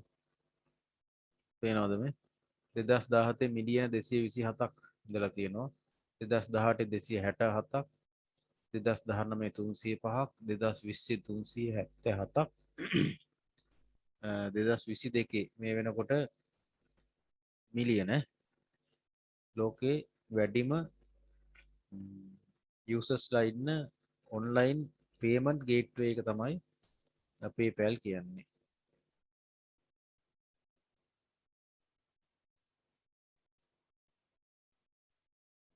PayPal annual revenue, PayPal profit, PayPal transactions, PayPal payment volume, ඉතින් statistics වගේ.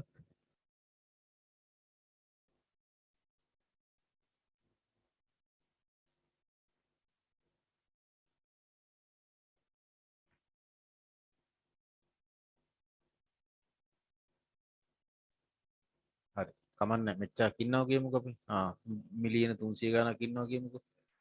එතකොට මේක කරන්නේ අපි පේමන්ට් එකක් කරන්න යනකොට අපේ ක්‍රෙඩිට් කාඩ් එකකින් හෝ ඩෙබිට් කාඩ් එකකින් ඒ මුදල මෙයාලා කපා ගන්නවා. සෙලර්ගේ අයිටම් එක අපිට $10යි කියලා අපෙන් $10ක් වටිනා මුදල් කපා ගන්නවා. ඒක ශ්‍රී ලංකන් රුපීස් වලට කන්වර්ට් වෙලා ඒ ගාන PayPal එක හෝල්ඩ් කර ගන්නවා. දවස් 21ක් පමණ කාලයක් හෝල්ඩ් කර ගන්නවා. මට මතක නෑ දින කීයද කියලා හරියටම. 21 හෝ දින 45 60 වගේ ඔන්නම ගානක් වගේ මතක. මේ ගාන හෝල්ඩ් කර ගන්නවා. හෝල්ඩ් කරගෙන අයිටම් එකට ඒ සෙලර්ට eBay එකේ ඉන්න ඒ item එක විකුණන sellerට message එකක් දානවා ඔන්න අපි මේ ගාන block කරගෙන ඉන්නවා අපි ළඟ තියෙනවා මේ සල්ලි ඔයා යවන්න මේ item එක අදාළ address එක තියෙන buyer ට කියලා customer ට right මෙයා එතකොට ඒ item එක customer ට යවනවා customer ට යවුවට පස්සේ customer ට මේක හම්බුනාට පස්සේ මේ දින ගාන පහ වුණාට පස්සේ customer එකෙන් reply එකක් නැත්තම් item එක හම්බුනේ නැහැ කියලා කියන complaint එකක් නැත්තම් මේක sellerට release කරනවා. මේ මුදල release කරනවා. එතකොට ගනුදෙනුව ඉවරයි. ඒ දින ගානෙන් පස්සේ ඉවරයි. බැරි වෙලාවත් item එක හම්බ වෙලා seller කිව්වොත් එහෙම item එක fault එකක් තියෙනවා කියලා අන්න ඒ වෙලාවට PayPal මැදිහත් වෙනවා. PayPal එකකින් ඉල්ලනවා අපිට ඒක prove කරන්න පුළුවන් proof ඉල්ලනවා. අපි හිතමු අපි ගෙන්න ගත්තා පොතක් ගෙන්න ගත්තා. අපි ඉල්ලපු පොත නෙමෙයි ආවේ. එතකොට අපි ඕඩර් කරපු පොතේ විස්තර තියෙනවා PayPal එකේ. ඒතර අපිට ඇවිල්ලා තියෙන වෙන පොතක් අපිට පුළුවන් මෙන්න කියලා ෆොටෝ එකක් ගහලා PayPal එකට යවන්න. right. එතකොට මොකද කරන්නේ? PayPal එකෙන් කියනවා අර සෙලර්ට කියනවා මොකද්ද මේකට දෙන්න පුළුවන් සොලියුෂන් එක කියලා. ඊට පස්සේ එයා සොලියුෂන් එකක් දෙනවා නම් ඒක අපි පිළිගන්නවා නම් සමහරට එයා කියන්න පුළුවන් මුදලෙන් 150ක් ගෙවන්න. ඒක අපි පිළිගන්නවා නම් PayPal එකෙන් අපිට 150ක් ගෙවලා ඉවරලා මේ කේස් එක ක්ලෝස් කරලා දානවා. අන්න ඒ වගේ හොඳ මැදිහත් වීමක් කරන වෙබ්සයිට් එකක් තමයි PayPal කියන්නේ. රටවල් ගණනාවක් කියන්නේ බහුතරයක් රටවල් තමන්ගේ අයිටම් විකුණා ගැනීම සඳහා ඔන්ලයින් මාකට් වලදී PayPal එක තමයි අතරමැදි ගේට්වේ එක හැටියට පාවිච්චි කරන්නේ. ඉතින් ඕකේ තව කනගාටුවට කාරණාවක් තියෙනවා. දැන් ලංකාවේ තියෙන අයිටම් එකක් විකුණ ගන්න බෑ. ලංකාවේ PayPal කියන එක ලංකාවට තාම විවෘත කරලා නැහැ. අපේ තියෙන සල්ලි පිට රටට යවන්න පුළුවන්. මොනවා හරි බඩුවක් ගන්න පුළුවන් පිට රටින්. හැබැයි අපේ තියෙන දේක් විකුණ ගන්න PayPal එක ලංකාවට විවෘත කරලා නැහැ. ඒක විවෘත කිරීම රජයේ මැදිහත් වීමෙන් කරන්න ඕන දෙයක්. ඉතින් ලංකාවට ඩොලර් නැති කාලේ අපිට මොනවා හරි දෙයක් අපේ තියෙන දෙයක් විකුණා ගන්න පුළුවන් හොඳ තැනක්, හොඳ අවස්ථාවක්, හොඳ විශ්වාසවන්ත තැනක් අහිමි කරලා තියෙනවා. වසර ගණනාවක් මේ සඳහා ඉල්ලීම් තියෙනවා. නමුත් ඒක තමයි කනගාටු කරන ලංකාවෙන් ඩොලර් එළියට දාන්න පුළුවන්. ඒක බාධාවක් නෑ. නමුත් ලංකාවට ඩොලර් ගන්න අපේ දෙයක් අලෙවි කරන්න අපිට මේ PayPal එක ඕපන් කරලා නැහැ. right. අපි කතා කරේ PayPal එක සම්බන්ධව. එතකොට මේ වාක්‍ය ගත්තොත් එහෙම අපේ පේපර් එක දැන්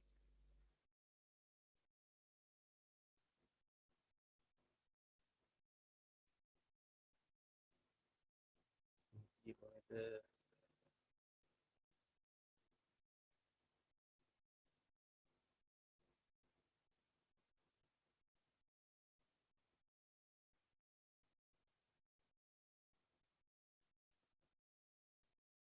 මේකනේ.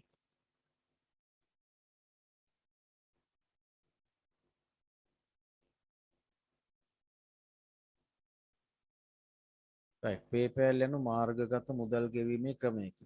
එහෙනම් ඒකට උත්තරේ හරි. ඊට පස්සේ බලමු. දත්තවල පෞද්ගලිකත්වය ආරක්ෂා කිරීමට දත්ත ගුප්තකේදනය භාවිතා කළ හැක. මේක තමයි මම උගන්වලා නැහැ. එන්ක්‍රිප්ෂන් කියන එක භාවිතා කළ හැක කියලා කියනවා. දන්න කෙනෙක් ඉන්නවනම් මේකට උත්තරේ දෙන්න ඊට පස්සේ මම කියන්නම්.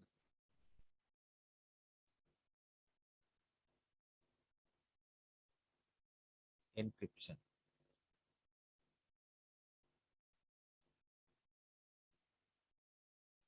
encryption කියන්නේ මෙහෙම එකක්. අපි ඊමේල් එකක් යවනවා කාට හරි. අපි යවනවා මේක සිංහලෙන්. එතකොට මේක භාෂාව දන්න කෙනාට කියව ගන්න පුළුවන්. නමුත් අපි මේකේ සිංහල වචන වෙනුවට අපි වෙන වෙන සංකේත දානවා.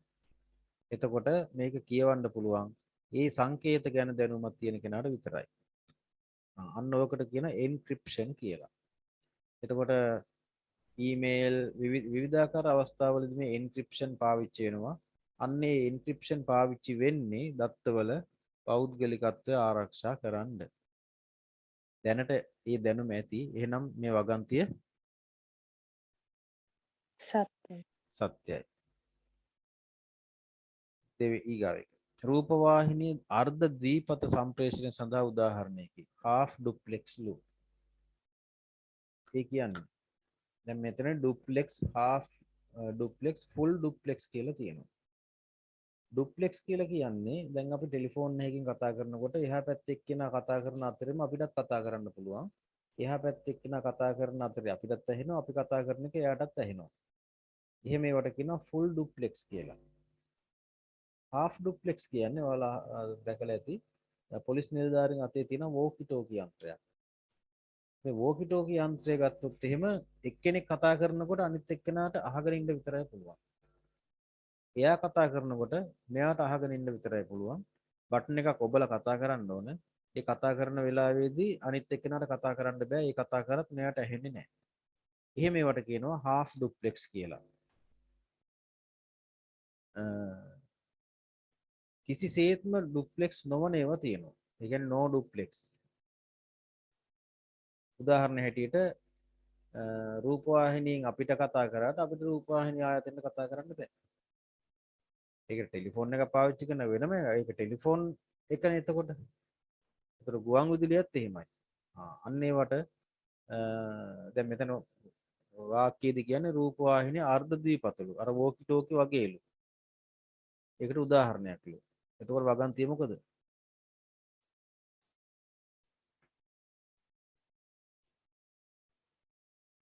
සත්‍ය. වගන්තිය අසත්‍යයි. ඇයි රූපවාහිනිය අපිට බලන්න විතරයි පුළුවන්. අපිට ප්‍රතිචාර දක්වන්න පුළුවන්ද? බෑ බෑ. අසත්‍යයි. හරි. ඊට පස්සේ ෆ්ලෑෂ් ගබඩා මාධ්‍ය ප්‍රධාන මතකයට වඩා වේගවත්ය. ෆ්ලෑෂ් කියන්නේ පෙන් ඩ්‍රයිව්ස්, මෙමරි චිප්. ප්‍රධාන මතකය කියන්නේ RAM. වගන්තිය මොකද?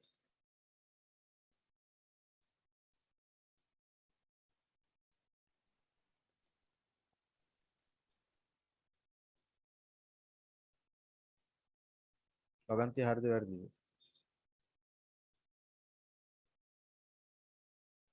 අසත්‍යයි. අසත්‍යයි. අනිවාර්යෙන් අසත්‍යයි. මොකද RAM එක තමයි වේගවත්ම. ෆ්ලෑෂ් මෙමරි කියන්නේ පෙන් ඩ්‍රයිව්ස් ඒවා ඔක්කොටම වඩා ප්‍රධාන මතකය. ඒ කියන්නේ RAM එක. RAM එක ඉතා වේගවත්. හරි. එතකොට මෙතන කියන්නේ RAM එක වේගවත් නැහැ කියලා. එහෙනම් අසත්‍යයි. sorry.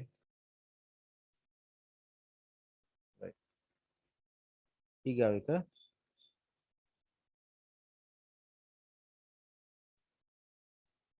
පරිගණකයක් ක්‍රියාත්මක කිරීම සඳහා යෙදුම් මෘදුකාංග තිබීම අත්‍යවශ්‍යයිලු. application software. මොකද කියන්නේ ඒකට?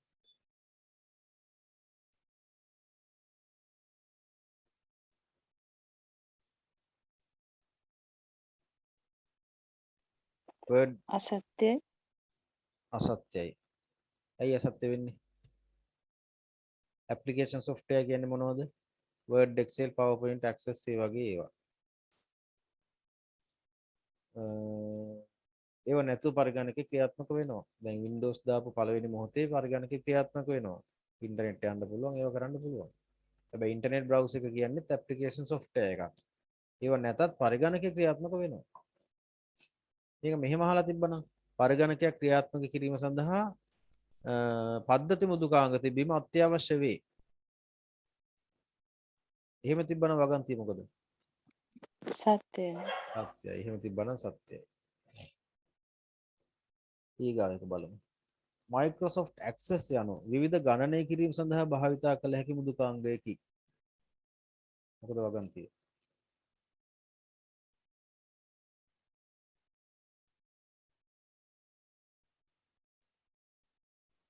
අසත්‍යයි. වගන්තිය අසත්‍යයි. එහෙනම් access කියන්නේ මොනවද? මොන මෘදුකාංගයක්ද?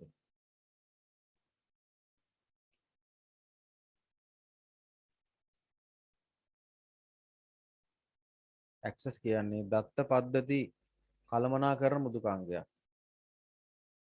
ගණනය කිරීම සඳහා භාවිතා කරන මෘදුකාංගය මොකක්ද? Excel. Excel. බොහොම හොඳයි. ඊගාව එක බලමු.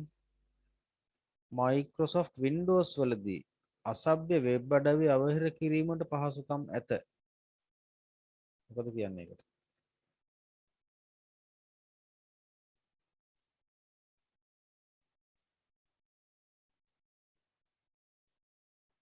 ඇද්ද නැද්ද?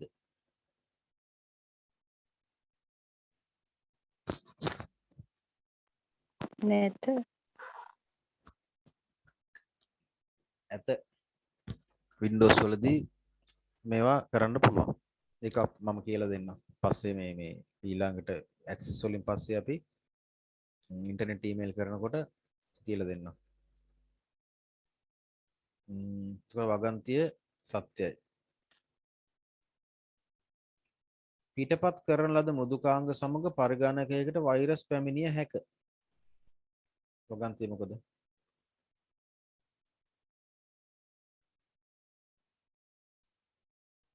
අපි CD එකකට software එකක් copy කරගන්නවා. කොහේ හරි communication එකකට ගිහිල්ලා.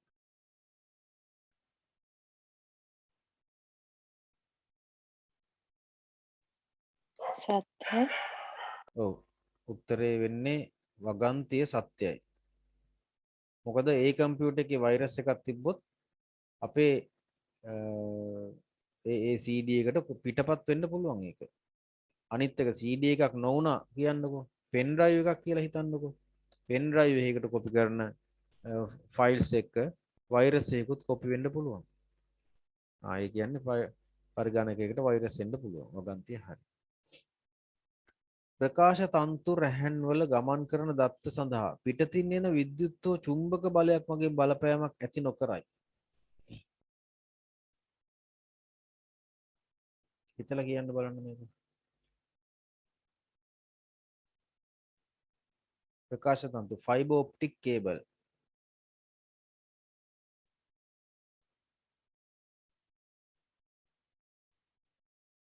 දැන් අපි නෙට්වර්ක් කරන්න ගන්න සාමාන්‍ය ඔෆිස් එකේ තියෙන කේබල් පද්ධතියකට අපි ටිකක් ප්‍රබල කාන්දමක් ගෙනල්ලා ලං කරොත් එහෙම ඒකේ බලපෑමක් තියෙනවා. මෙතන අහන්නේ ප්‍රකාශ තන්තු ෆයිබර් ඔප්ටික්. ඒවට ඒවයි ගමන් කරන දත්ත මේ දැන් ඔන්න දත්ත ගමන් කරනවා අපි කාන්දමක් ගෙනල්ලා අල්ලනවා. එතකොට බලපෑමක් තියෙනවද නැද්ද කියලා අහන්නේ.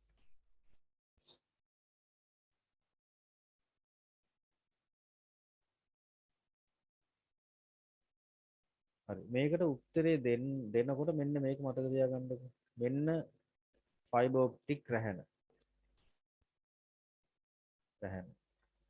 මේකේ දත්ත ගමන් කරන්නේ ආලෝක සංඥා වශයෙන්. හරි. ඇදලා පෙන්නන්න. මේ විදිහට දත්ත යනවා. ආයෙ මෙහෙ වදිනවා. ආයෙ මේ බිත්තිය වදිනවා. ආයෙ මේ බිත්තිය වදිනවා. හරි. මේකේ වැදිච්ච ගමන් පරාවර්තන වෙලා මේකේ වදිනවා. ඒකේ වැදිච්ච ගමන් පරාවර්තන වෙලා මේකේ වදිනවා.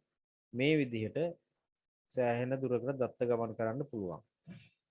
ඔයාලා දන්නව නේද ආලෝකයේ වේගය? තප්පරයට කිලෝමීටර් කීයද? O level වගේ මතක් කරගන්න පුළුවන් නම් තප්පරයට කිලෝමීටර් 1,86,000යි. තප්පරයට. එතකොට හිතන්න වේගය.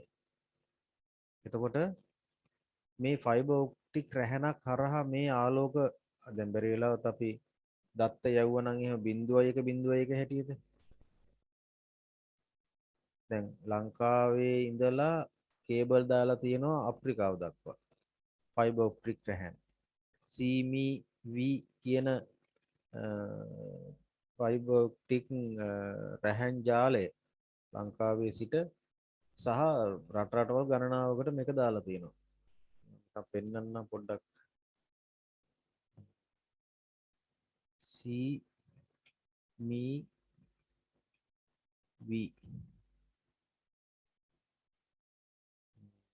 දැන් මෙහෙම බලමු.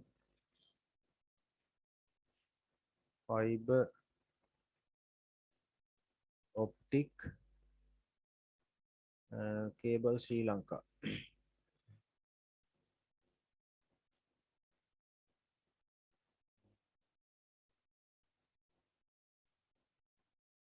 මේක මැප් එකක් තිබ්බ මට මේ පාත් එක මතක නැහැ.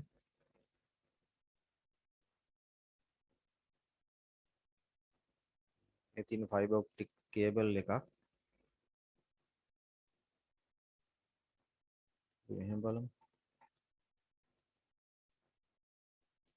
Fibre optic C map world. අන්න එහෙම දීලා බලමු. මේ තියෙන්නේ fibre optic submarine cable map. මේ තියෙන්නේ.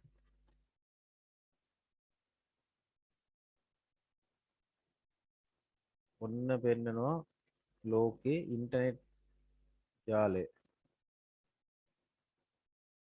ඔයාලට පේනවද මේ තියෙන්නේ ෆයිබර් ඔප්ටික් රැහන් ගිහිල්ලා තියෙන විදිහ. එතකොට මේ තියෙන්නේ අප්‍රිකානු මහද්වීපය. කුඩා කරමු. මේ තියෙන මුහුද යටින් මේ ෆයිබර් ඔප්ටික් රැහන් කොහොමද විහිදිලා තියෙන්නේ කියන එක. එතකොට මෙතන තමයි ලංකාව තියෙන්නේ. මේ තියෙන ශ්‍රී ලංකාව. දැන් ඔයාලට පේනවද කොළඹ සිට යන රැහන්. ඒක රැහනක් යනවා මේ කොළ පාට එකක් යනවා ඉන්දියාවේ. ඉන්දියාවේ මෙතන මම හිතන්නේ චෙන්නයි වගේ. ಭಾರತ್ ලංකා කේබල් සිස්ටම් ඒකේ නම. ඊට පස්සේ අය රැහනක් යනවා මේ රතු පාට එක. ඒකේ නම ෆෝල්කන්. ඒක යනවා ආපහු ඉන්දියාවෙම තැනකට සහ ඒක මොකද්ද? ඉන්දියාවේ ත්‍රිවේන්ද්‍රම්. මෙතන ත්‍රිවේන්ද්‍රම් වලට යනවා. ඒක ආපහු බෙදිලා යනවා මෙතන මේ මුහුද මැදදී ජොයින් වෙලා මෝල්ඩිව්ස් මාලදිව වෙනට යනවා. බලන්න මේ රැහන් කොච්චර දිගට යනවද කියලා. එතකොට බැරි වෙලාවත් මේවා විදුලි රැහන් වුණා නම් අර තප්පරයට 1,86,000ක වේගයෙන් යන නිසා තමයි මේකේ දත්ත බිඳ වැටෙන්නේ නැතුව ලෝකෙ පුරා යන්නේ. බැරි වෙලාවත් විදුලි රැහන් වුණා නම් ටිකක් දුර යනකොට මේකේ ප්‍රතිරෝධයක් ඇති වෙලා දත්තවල ඇම්ප්ලිටියුඩ් එක අඩු වෙනවා. වේගෙන් යන්නේ නැහැ. ඊට පස්සේ දත්ත එහා කෙළවරට යන්නේ නැහැ. මේ තියෙන ඕස්ට්‍රේලියාව. right. එතකොට සමහර අවස්ථාවලදී මේ රැහන් බිඳ වැටිච්ච අවස්ථා තියෙනවා. නැව්වල නැංගුරම් වැදිලා බිඳ වැටිච්ච අවස්ථා තියෙනවා. ඒ අවස්ථාවවලදී ඉන්ටර්නෙට් සම්බන්ධතා නැති වෙච්ච අවස්ථා තියෙනවා. හරි. වැඩි දුර මං ගියේ. එතකොට මෙතන කියන්නේ ප්‍රකාශ තන්තු රැහත් වල ගමන් කරන දත්ත. හරි. ආලෝක සංඥා වලට මේ කාන්දම් වලින් බලපෑමක් තියනවද? නැහැ. ආලෝක සංඥා වලට කාන්දම් වලින් බලපෑමක් නැහැ. එහෙනම් මේ ප්‍රකාශය සත්‍යයි. ෆයිබර් ඔප්ටික් රැහන් වලදී පිටතින් කොච්චර චුම්බක ලං කරත් කිසිම බාධාවක් ඇති වෙන්නේ නැහැ. ගැටලුවක් තියෙනවද කාට හරි අහන්න?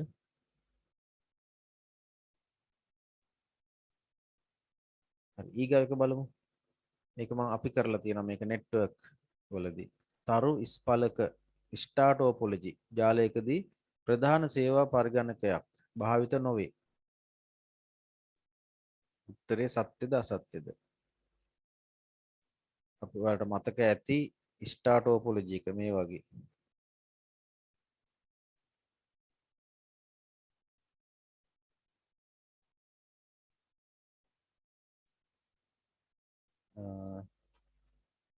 මෙතන තියෙනවා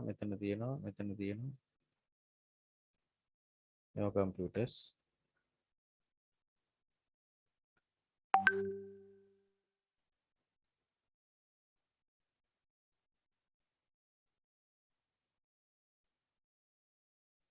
මොකක්ද උත්තරේ?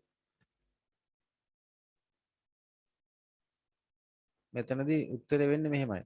දැන් ඕනෑම ජාලයකදී සේවා පරිගණකය භාවිතා කරන්න හෝ නොකරන්න පුළුවන්.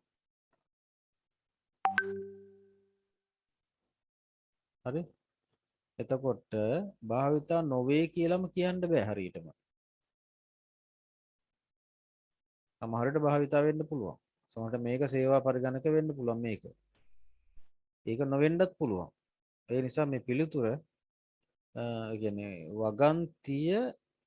වගන්තිය අසත්‍යයි. සේවා පරිගණක භාවිත නොවේම කියන්න බෑ. වෙන්නත් පුළුවන්. හරි. රයිට්. ඊළඟට මයික්‍රොසොෆ්ට් සමාගම ලෝකයේ විශාලම පරිගණක නිෂ්පාදකයා වේ. උත්තරේ මොකක්ද?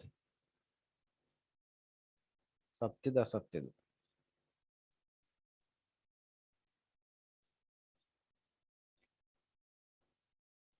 පාරම පේන්නේ සත්‍යයි වාගේනේ.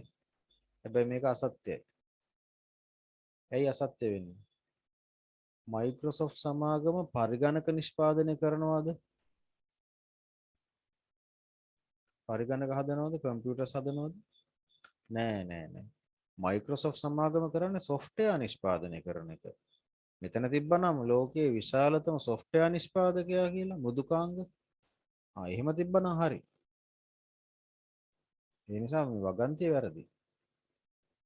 එක පාරම නිකන් දැකපු ගමන් හිතනවා විශාලතම කියපු ගමන් හරි. මේ හිතන්න එපා. කියවලා බලන්න හරියටම.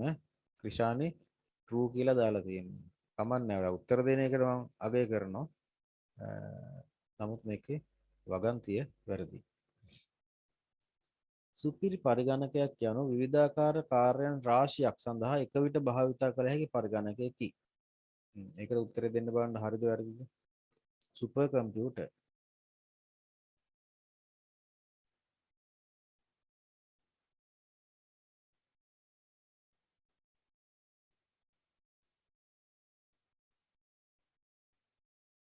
උත්තරේ දෙන්න.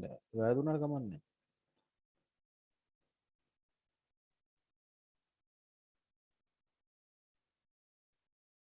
සුපර් කම්පියුටර් කියන්නේ පරිගණක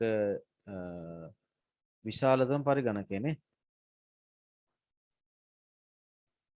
මෙමරි එක විශාලයි. ඊළඟට CPU ගණනාවක් තියෙනවා. හાર્ඩ් ඩිස්ක් ලොකු ධාරිතාවක් තියෙනවා. වරකට ගණනය කිරීම 100,000 ගාණක් කරන්න පුළුවන්. එහෙනම් මොකද්ද මේ වගන්තිය? සත්‍යද අසත්‍යද? වගන්තිය සත්‍යයි.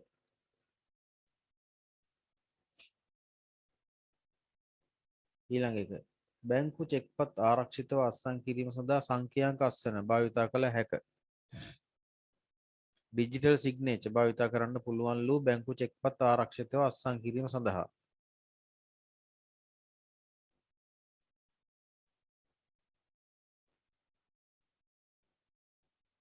මොකක්ද ඒකට උත්තරේ?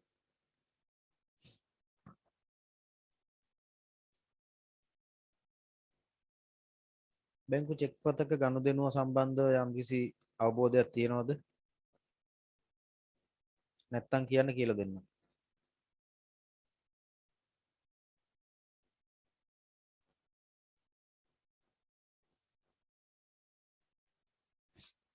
ඇහෙනවද?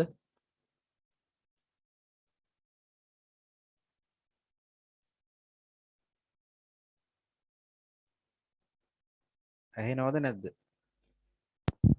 ඇහෙනවා සර්. හරි. බැංකු චෙක්පත සම්බන්ධව කියලා දෙන්නද පොඩ්ඩක්? අවබෝධයක් නැත්තම්? ඔව්. දැන් බැංකු චෙක්පත කියන්නේ මේ කතන්දරේ මෙහෙමයි. දැන් මගේ බැංකු account එකක් තියෙනවා කියලා හිතන්නකෝ. එතකොට කරන්ට් account එකක්. ඒ කියන්නේ ජංගම ගිණුමක්. ජංගම ගිණුමකින් ගිණුමක් තියෙන කෙනෙකුට නිකුත් කරනවා චෙක් පොතක්. ඒ චෙක් පොතේ කොළ 25ක් 50ක් විතර තියෙනවා චෙක් කොළ. එතකොට මම කාට හරි මුදලක් ගෙවන්න ඕනේ නම් මට පුළුවන් එයාට චෙක් කොළයක් ලියලා දෙන්න. ඒ චෙක් කොළේ ලියලා දුන්නට පස්සේ චෙක් එකේ අස්සනක් දාන්න තියෙනවා. ඒ අස්සන මං බැංකුවට ලබා දීලා තියෙන අස්සනම වෙන්න ඕනේ. මේ චෙක් කොළේ ගිහිල්ලා කවුන්ටරේට දුන්නට පස්සේ කවුන්ටරේම චෙක් කරලා බලනවා මගේ අස්සන හරිද කියලා. ඒක හරිනම් මම ලියලා තියෙන මුදල චෙක් කරනවා. මුදල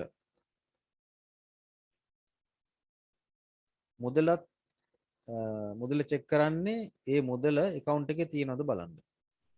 එතකොට මේ මුදල account එකේ තියෙනවා නම් අර පුද්ගලයාගේ අනන්‍යතාවය තහවුරු කරගෙන චෙක් පත බැංකුවේ තියාගෙන මුදල නිකුත් කරනවා.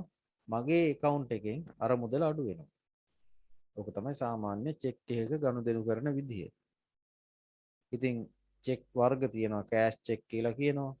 ඊළඟට ගනුදෙනු කරන්න බැරි නමුත් account එකටම දැමිය යුතු චෙක් කියලා තියෙනවා. එහෙම තියෙනවා.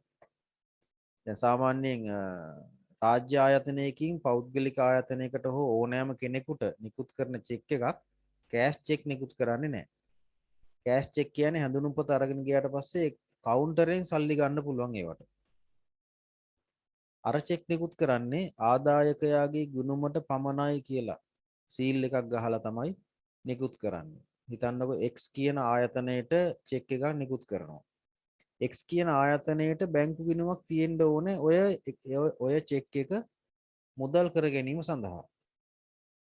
ආරක්ෂිත උපක්‍රමයක් ඒක සහ ඒ චෙක් එක ඒ පුද්ගලයාගේ හෝ ඒ ආයතනයටම තමයි ලැබුණේ කියන එක තහවුරු කරගන්න පුළුවන් හොඳ උපක්‍රමයක් තමයි ඔය ආදායකයාගේ ගිණුමට පමණයි කියලා සීල් එකක් ගහලා චෙක් පතක් ලියවීම. ගිණුම් අංශයකින් රජ්‍ය ආයතනයක ගිණුම් අංශයකින් නිකුත් කරන චෙක් එකක ඕක තියෙනවා. X කියන ආයතනයේ නමට නිකුත් කළ චෙක් එකක් Y කියන ආයතනයක ගිණුමකට දාන්න බැරි වෙන්නේ ඔන්න ඔය හේතුව හින්දා. right. එතකොට ඔය චෙක් එකක් ආරක්ෂිත අවස්සන් කිරීම සඳහා සංඛ්‍යාංක අස්සන ඩිජිටල් සිග්නේචර්. ඩිජිටල් සිග්නේචර් එක කියලා කියන්නේ කම්පියුටර් එකෙන් කරන්න පුළුවන් සිග්නේචර් එකක්. හරිද? එතකොට ඩිජිටල් සිග්නේචර් එකක් සාමාන්‍ය චෙක් පොලේකට දාන්න බෑ. ඒක ඩිජිටල් ඩොකියුමන්ට් එකකට නම් දාන්න පුළුවන්. නමුත් අතේ තියෙන සාමාන්‍ය කඩදාසියකට ඩිජිටල් සිග්නේචර් එකක් දාන්න බෑ. ඒ නිසා මේ වගන්තිය අසත්‍යයි. මම හිතනවා තේරුම් යන්න ඇති සාමාන්‍ය චෙක් පොතක ගනුදෙනුවක් එක්ක ඔක කියලා දුන්නේ ඒකයි. සාමාන්‍ය අතේ තියෙන හાર્ඩ් කොපි එකකට අතේ තියෙන කඩදාසියකට ඩිජිටල් සිග්නේචර්ස් දාන්න බෑ. ඒක කම්පියුටර් එකෙන්ම තමයි කරන්න පුළුවන්. සොෆ්ට් කොපි එකකට කරන්න පුළුවන්. හරි. ඊළඟ එක. බිට්මැප් රූප විශාල කරන විට ගුණත්වය අඩු වේ. හරිද වැරදිද?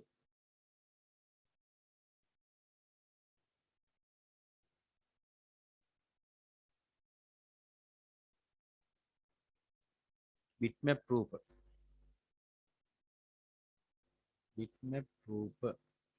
මොනවද බිට්මැප් රූප කියන්නේ?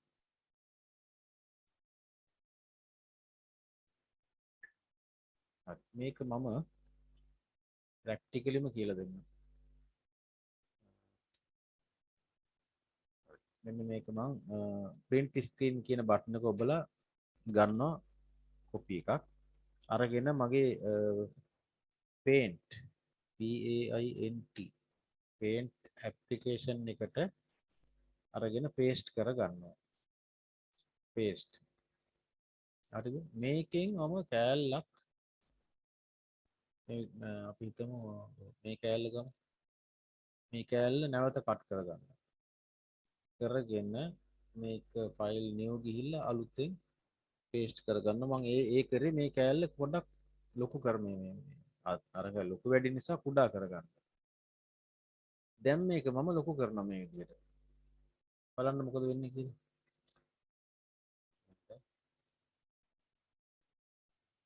paste කරා. right. දැන් මම මේක ලොකු කරනවා නේ.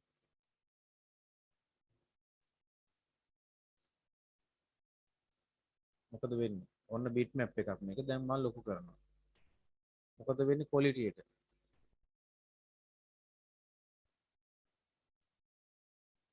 මොකද වෙන්නේ?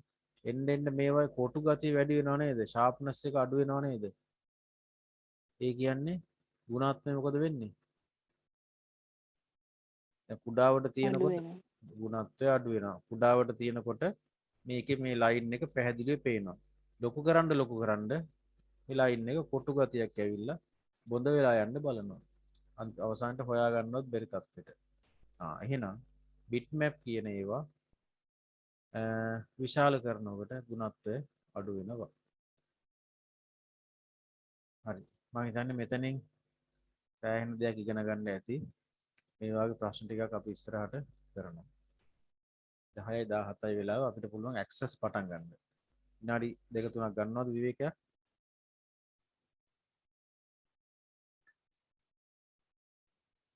හ්ම් සර්. හරි විනාඩි 2කින් පටන් ගමු.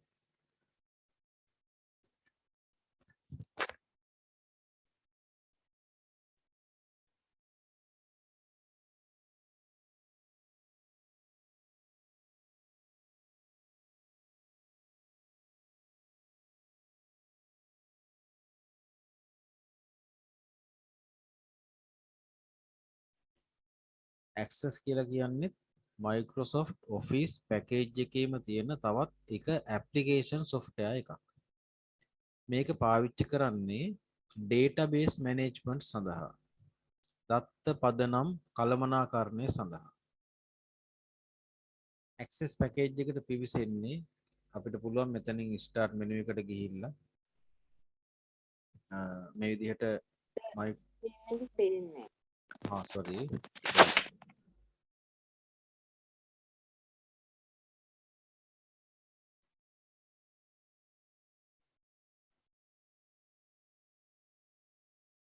දැන් හරිනේ. හරි. මේ විදිහට ගිහිල්ලා Microsoft Office කියන folder එකේ තියෙනවා මේ විදිහට අපි දැන් කරේ Excel Word මේ විදිහට access කියලා තියෙනවා. මේක මත ක්ලික් කිරීමෙන් පුළුවන් access වලට පිවිසෙන්න. access වලට පිවිසෙන මුල් අවස්ථාවේදී අපෙන් අහනවා අපි හදන්න යන්නේ blank database එකක්ද? එහෙම නැත්නම් web application එකක්ද? එහෙම නැත්නම් ඒකේ ගොඩාක් තියෙනවා database templates. එහෙම එකක්ද කියලා අහනවා.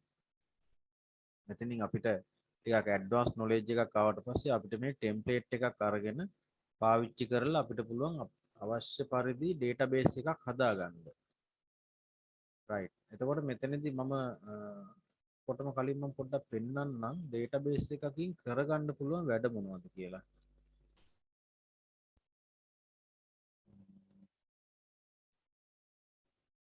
database right. මෙන්න මෙතන මම හදපු database එකක් තියෙනවා එක්තරා රජයේ ආයතනයකට. බලමු අපි ඒක ඕපන් කරලා මේ තියෙන එක.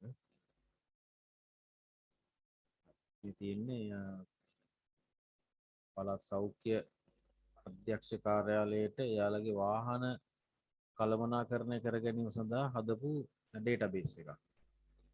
එතකොට බලන්න පොඩි software එකක් විදිහට මේ database අපිට හදලා පවත්වාගෙන යන්න පුළුවන්.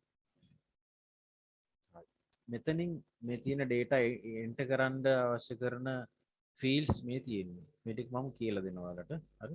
ඔයාලත් පුළුවන් නම් පොඩි database එකක් හදාගන්න. හදලා ටෙස්ට් කරන්න. ඒ කියන්නේ ගෙදර යම් කිසි දේවල් තොරතුරු ටිකක් දාලා එහෙම නැත්නම් ඔෆිස් එකේ තොරතුරු ටිකක් දාලා මේ database එකක් හදාගන්න. මේක පොඩ්ඩක් මම කියලා දෙන්නම්.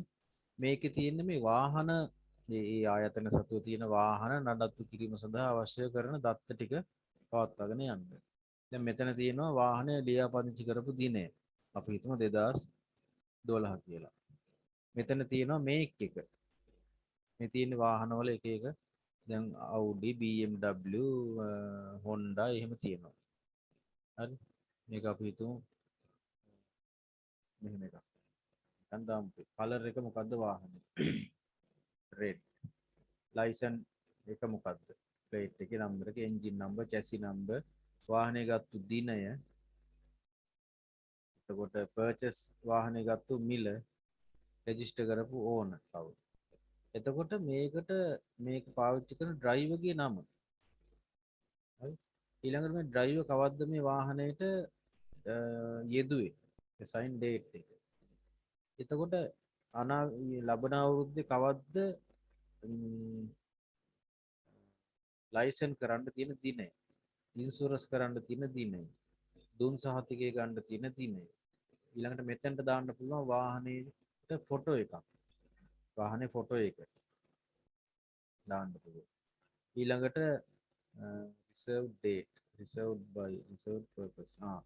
මේ මෙතනින් කියන්නේ වාහනේ කාටද දීලා තියෙන්නේ මේ ආයතනේ. මේ සෙට් එකකින් කියන්නේ ඒක.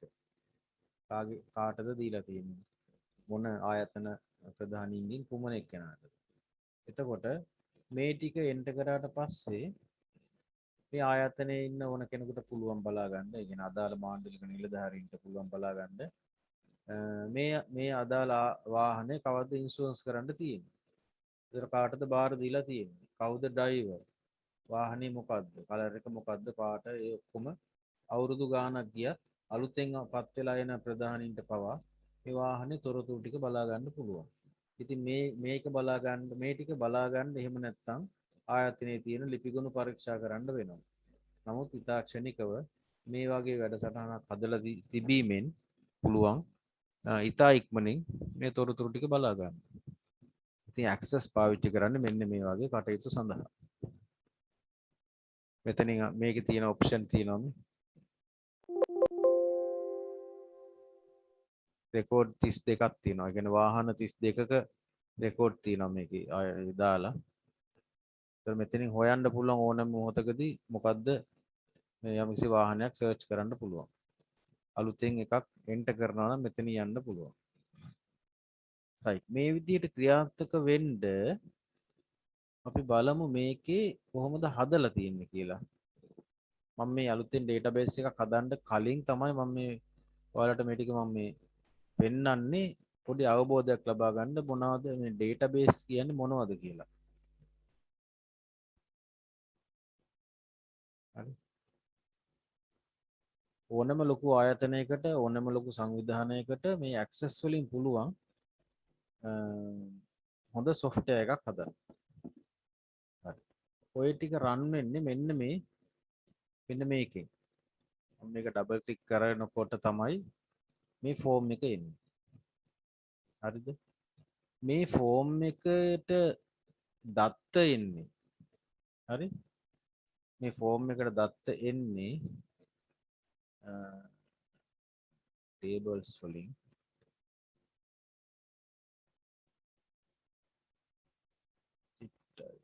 මේ තියෙන vehicles. මෙන්න මේ ටේබල් එකේ තියෙන දත්ත ටික තමයි මෙන්න මේ ෆෝම් එකේ පෙන්වන්නේ. පේනවද?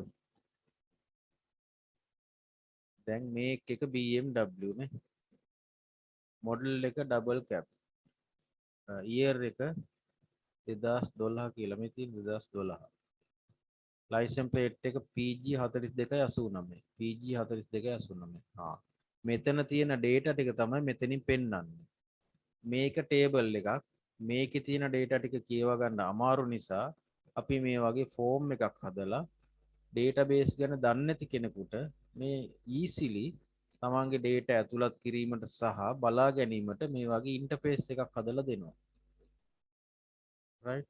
ඒ ඉන්ටර්ෆේස් එකට තමයි ෆෝම් එකක් කියලා කියන්නේ. එහෙම ෆෝම්ස් තමයි මේ තියෙන්නේ නේ. ෆෝම් කියන කොටසේ එන්න මෙතන තියෙන්නේ එහෙම ෆෝම්ස්. right. එතකොට ෆෝම් එකක් හදන්න නම් මුලින්ම ටේබල් එකක් ඕනේ. එහෙම හදපු ටේබල්ස් වගේක් තමයි මේ තියෙන්නේ.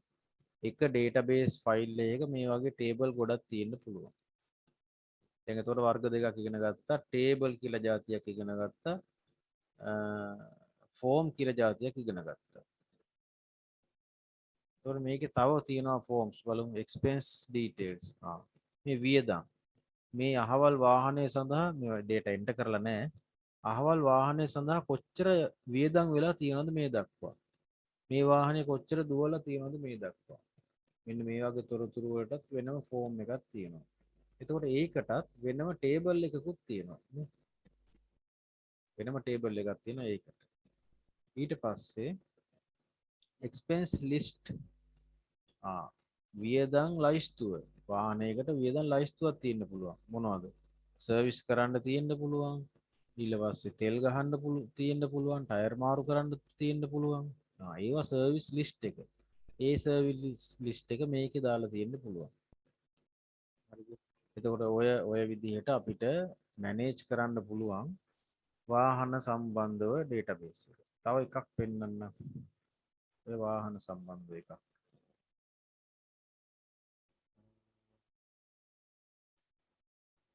තවත් ආයතනයකට මම හැදුවා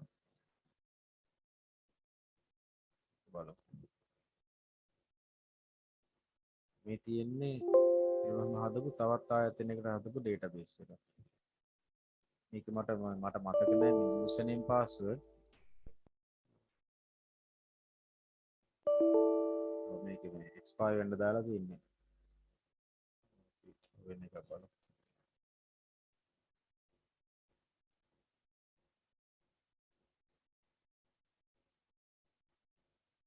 වෙන එක බලමු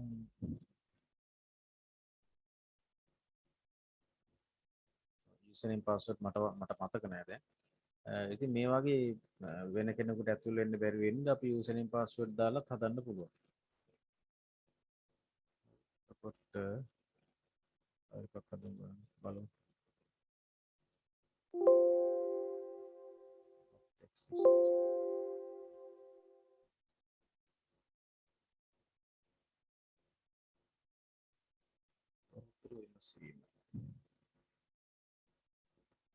මේ තියෙන්නේ එහෙම database එකක් මේක හදලා තියෙන්නේ මේ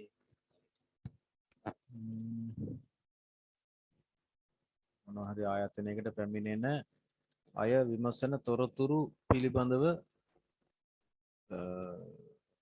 database එකක්. ඒතර මේකෙන් අපිට පුළුවන් යම්කිසි එකම පුහුණුවකට පැමිණි අය කවුද කියලා බලා ගන්න. මේ තියෙන අවශ්‍ය පුහුණුව. මේ තියෙන right මල්වගාවට ආවේ කට්ටිය කවුද? ඊට පස්සේ report එකක් ගන්න පුළුවන් මේ විදිහට. මෙතනින් පුළුවන් ගන්න එකම දැන් මේ සූර්ය කෝෂ සම්බන්ධව පුහුණුවකට ආපු අය කවුද? මේ තියෙන්නේ මේ කට්ටිය. එතකොට ඒ වගේ අපිට data filter කරලා ගන්න පුළුවන් report. එතකොට අපි හිතමු බෑග් නිෂ්පාදනයේ පුහුණුවට ආපු කට්ටිය කවුද? මේ sorry.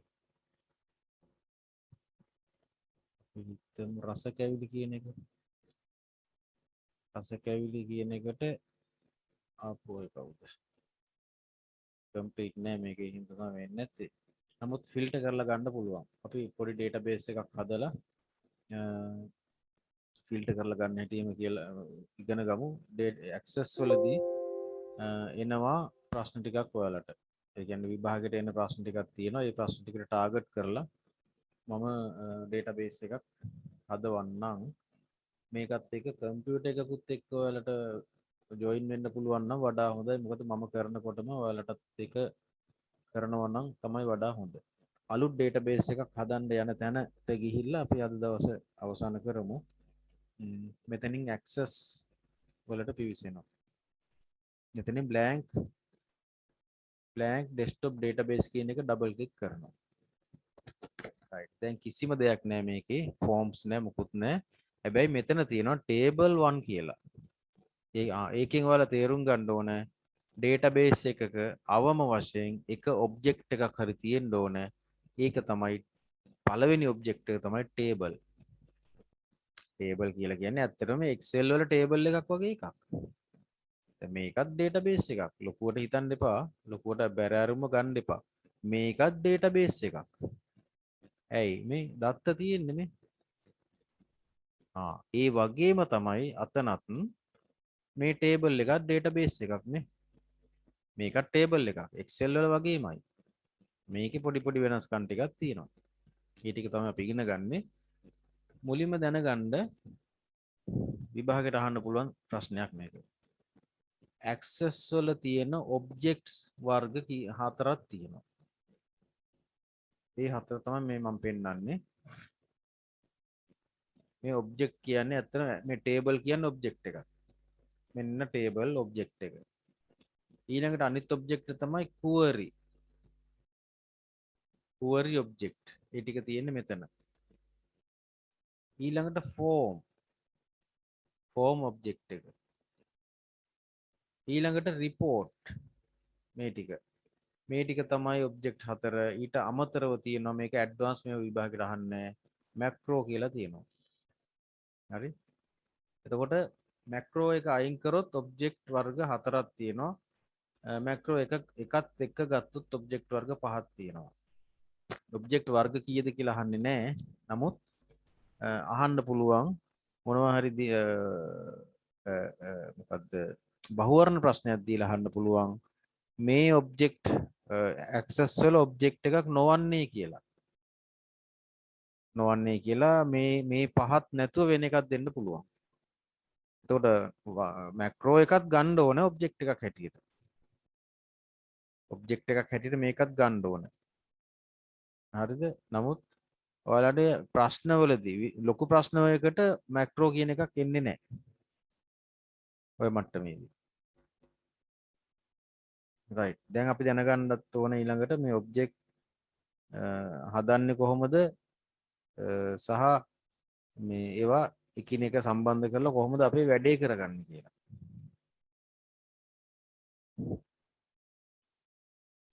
right. මේ table object එක මම හිතන්නේ අද කාලේ අවසාන නිසා අපි ලබන සතියේ පොඩි database එකක් හදන හැටි ඉගෙන ගමු. කම්පියුටර් එකකින් සම්බන්ධ වෙන්න පුළුවන් නම් වඩා හොඳයි. අනිත් එක තමයි තමන් කල්පනා කරගන්න මට මෙන්න මේකට database එකක් තිබ්බනම් හොඳයි කියලා. ඇත්තටම database එකක් කියන්නේ මෙන්න මේ වගේ table එකක්. නමුත් මේ table එක ගත්තොත් එහෙම අපිට මේකේ තියෙන දත්ත ලක්ෂ ගණන් දත්ත තිබ්බොත් එහෙම අපිට ඒ දත්ත එකපාරම මේ දත්ත වලට පිවිසෙන්න බෑ. ඒ වගේම data manipulate කරන්න බෑ. දත්ත execute කරන්න බෑ. ඒ කියන්නේ ක්‍රියා කරවන්න බෑ ඒ දත්ත. ඒ දත්ත තොරතුරු බවට පත් කිරීම සඳහා අවශ්‍ය කරන ක්‍රියාකාරකම් කරන්න අමාරුයි Excel වල. අන්න ඒකට උත්තරයක් විදිහට තමයි මේ access තියෙන්නේ. ඉතින් ඒකෙන් අපිට query කරලා ගන්න පුළුවන්, data filter කරන්න පුළුවන්. අර වගේ data enter කරන්න හොඳ ලස්සන interface හදලා දෙන්න පුළුවන්. දැන් Excel වල වැඩ කරන්න Excel ගැන දැනගෙන ඉන්න ඕන. නේද? දැන් මේ average කියන function එක දැනගෙන ඉන්න ඕන. හරි? data filter කරන්න menu එකේ යන්නේ කොහෙන්ද කියලා දැනගෙන ඉන්න ඕන. නමුත් access වල අපි form එකක් හදලා දුන්නොත් එහෙම කිසිම දෙයක් දන්නේ නැති කෙනෙකුට වුණත් ඒ software එක use කරලා පුළුවන් access වල තමන්ට අවශ්‍ය කරන වැඩ කරගන්න. තවත් එකක් බලමු තිබ්බොත් ඒකත් ලේසි වෙයි. මේ තියෙන්නේ ආයතනයකට ලැබිච්ච සියලුම ડોකියුමන්ට්ස් ටික මේකේ සේව් කරලා තියෙනවා. මේ ආවේ කවද්ද? මේ ලැබුණු දිනේ රිප්ලයි කරපු දිනේ ඒක ඊමේල් එකකින් ආපු එකක්. ඒ වගේම අදාළ වෙන්නේ මොනවටද? රිප්ලයි කරාද නැද්ද? නේද? ලෙටර් එකත් මෙතන තියෙනවා. නේ? ඕපන් කරලා බලන්න පුළුවන්. දැන් මේ විදිහට අපිට එන ලියුම් ටික මේ වගේ database එකක දාලා තිබ්බොත් එහෙම ලියුම් අපි හිතමු අවුරුදු ගාණක් ගියාට පස්සේ ලියුමක් හොයාගන්න ගියත් අපිට ටක් ගාලා මේකෙන් හොයාගන්න පුළුවන්. ඒ වගේම තමයි මෙතෙන්ට එනවා අපි දැන් මේ වෙනකොට පිළිතුරු යවන්න තියෙන ලිපි මොනවද කියලා. නේ? එතකොට එහෙමනම් අපිට උදේම ඇවිල්ලා බලන්න පුළුවන් මොනවද අපිට පිළිතුරු යවන්න තියෙන ලිපි. මෙතන තියෙන පිළිතුරු යවිය යුතු අවසන් දිනය ඕනනම් එන්ටර් කරලා තියන්න පුළුවන්. දැන් මේකට data එන්ටර් කරන්නේ ලියුම ආපු වෙලාවේ. අපිට ලිපිය ලැබිච්ච මොහොතේ තමයි data ටික මේක එන්ටර් කරන්නේ. එතකොට අපි ලියුමට උත්තර යවුවා නම් reply කරා නම් මෙන්න මෙතන reply කියලා දානවා මේ ටික් කරනවා. එහෙම ටික් නොකරපු ඒවා තමයි මෙතන තියෙන්නේ පිළිතුරු යවිය යුතු ලිපි. එහෙනම් ඒ අදාළ එක බලලා එහෙනම් පිළිතුරු යවන්න ඕනේ කියන එක අපි දන්නවා. ඒතර මිසින් වෙන්නේ නැහැ. දැන් ෆයිල් ගණනාවකට යන ලිපි තමයි මේ එක මේකේ තියෙන්නේ. එක database එකේ. එතකොට ෆයිල් ගණනාවකට ලිපි ටික බෙදලා ගියොත් එහෙම මැනුවලි සාමාන්‍යයෙන් එහෙමනේ. මැනුවලි ෆයිල් ගණනාවකට ලිපි ටික බෙදලා දානවා. බෙදලා දැම්මට පස්සේ අපිට උත්තර යවන්න තියෙන්නේ මොනවද නැත්තේ මොනවද කියලා ඒවා හොයාගන්න ගියාම හරි කරදරයි. නමුත් මේ වගේ එකක් හදලා තියාගත්තාම පිළිතුරු යවන්න ඕන ටික අපිට නිකම්ම බලාගත්ත හැකියි. ඒ පිළිතුරු යවුවේ නැත්තේ නේද? එතකොට ඊටාත්ම ලේසි ආයතනයක ලේඛන data තොරතුරු කළමනාකරණය කරගන්න. මම හිතනවා access ඉගෙන ගත්ත යුත්තේ ඇයි කියන එකට උත්තරයක් හම්බ වෙන්න ඇති මේ ටිකෙන්. මොනවා හරි ප්‍රශ්න තියෙනවා නම් අහන්න. ඊට පස්සේ අපිට මේක අවසන් කරන්න පුළුවන්.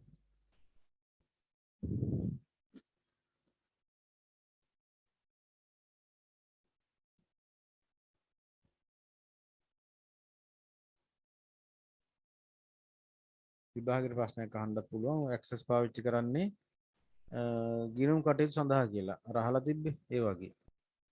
එතකොට දැන් දන්නවා ගිණුම් කටයුතු සඳහා නෙමෙයි කියලා. එතකොට Excel පාවිච්චි කරන්නේ දත්ත පද්ධති කළමනාකරණයටයි කියලා අහලා දෙන්න තියෙන්න පුළුවන් ප්‍රශ්නයක්. එතකොට දැන් දන්නවා දත්ත පද්ධති කළමනාකරණයට පාවිච්චි කරන්නේ Excel නෙමෙයි Access කියලා. right. මම හිතන්නේ විශේෂ ප්‍රශ්න මොකුත් නැත්තම් අපි ලබන සතියේ එහෙනම් නැවතත් හම්බෙමු. WhatsApp වලට දාන ප්‍රශ්න වලට උත්තර සපයන්න. මොකද ඒක ඕගොල්ලන්ගේ දැනුමට සහ ටච් එකේ සිටීම සඳහා උදව්වක් වෙයි. පන්ති කරන විදිහ මොනවා හරි වෙනසක් වෙන්න ඕන නම් ඒකත් යෝජනා කරන්න කිසි ගැටලුවක් නැහැ. එහෙනම් සියලුම දෙනාට සුබ රාත්‍රියක්.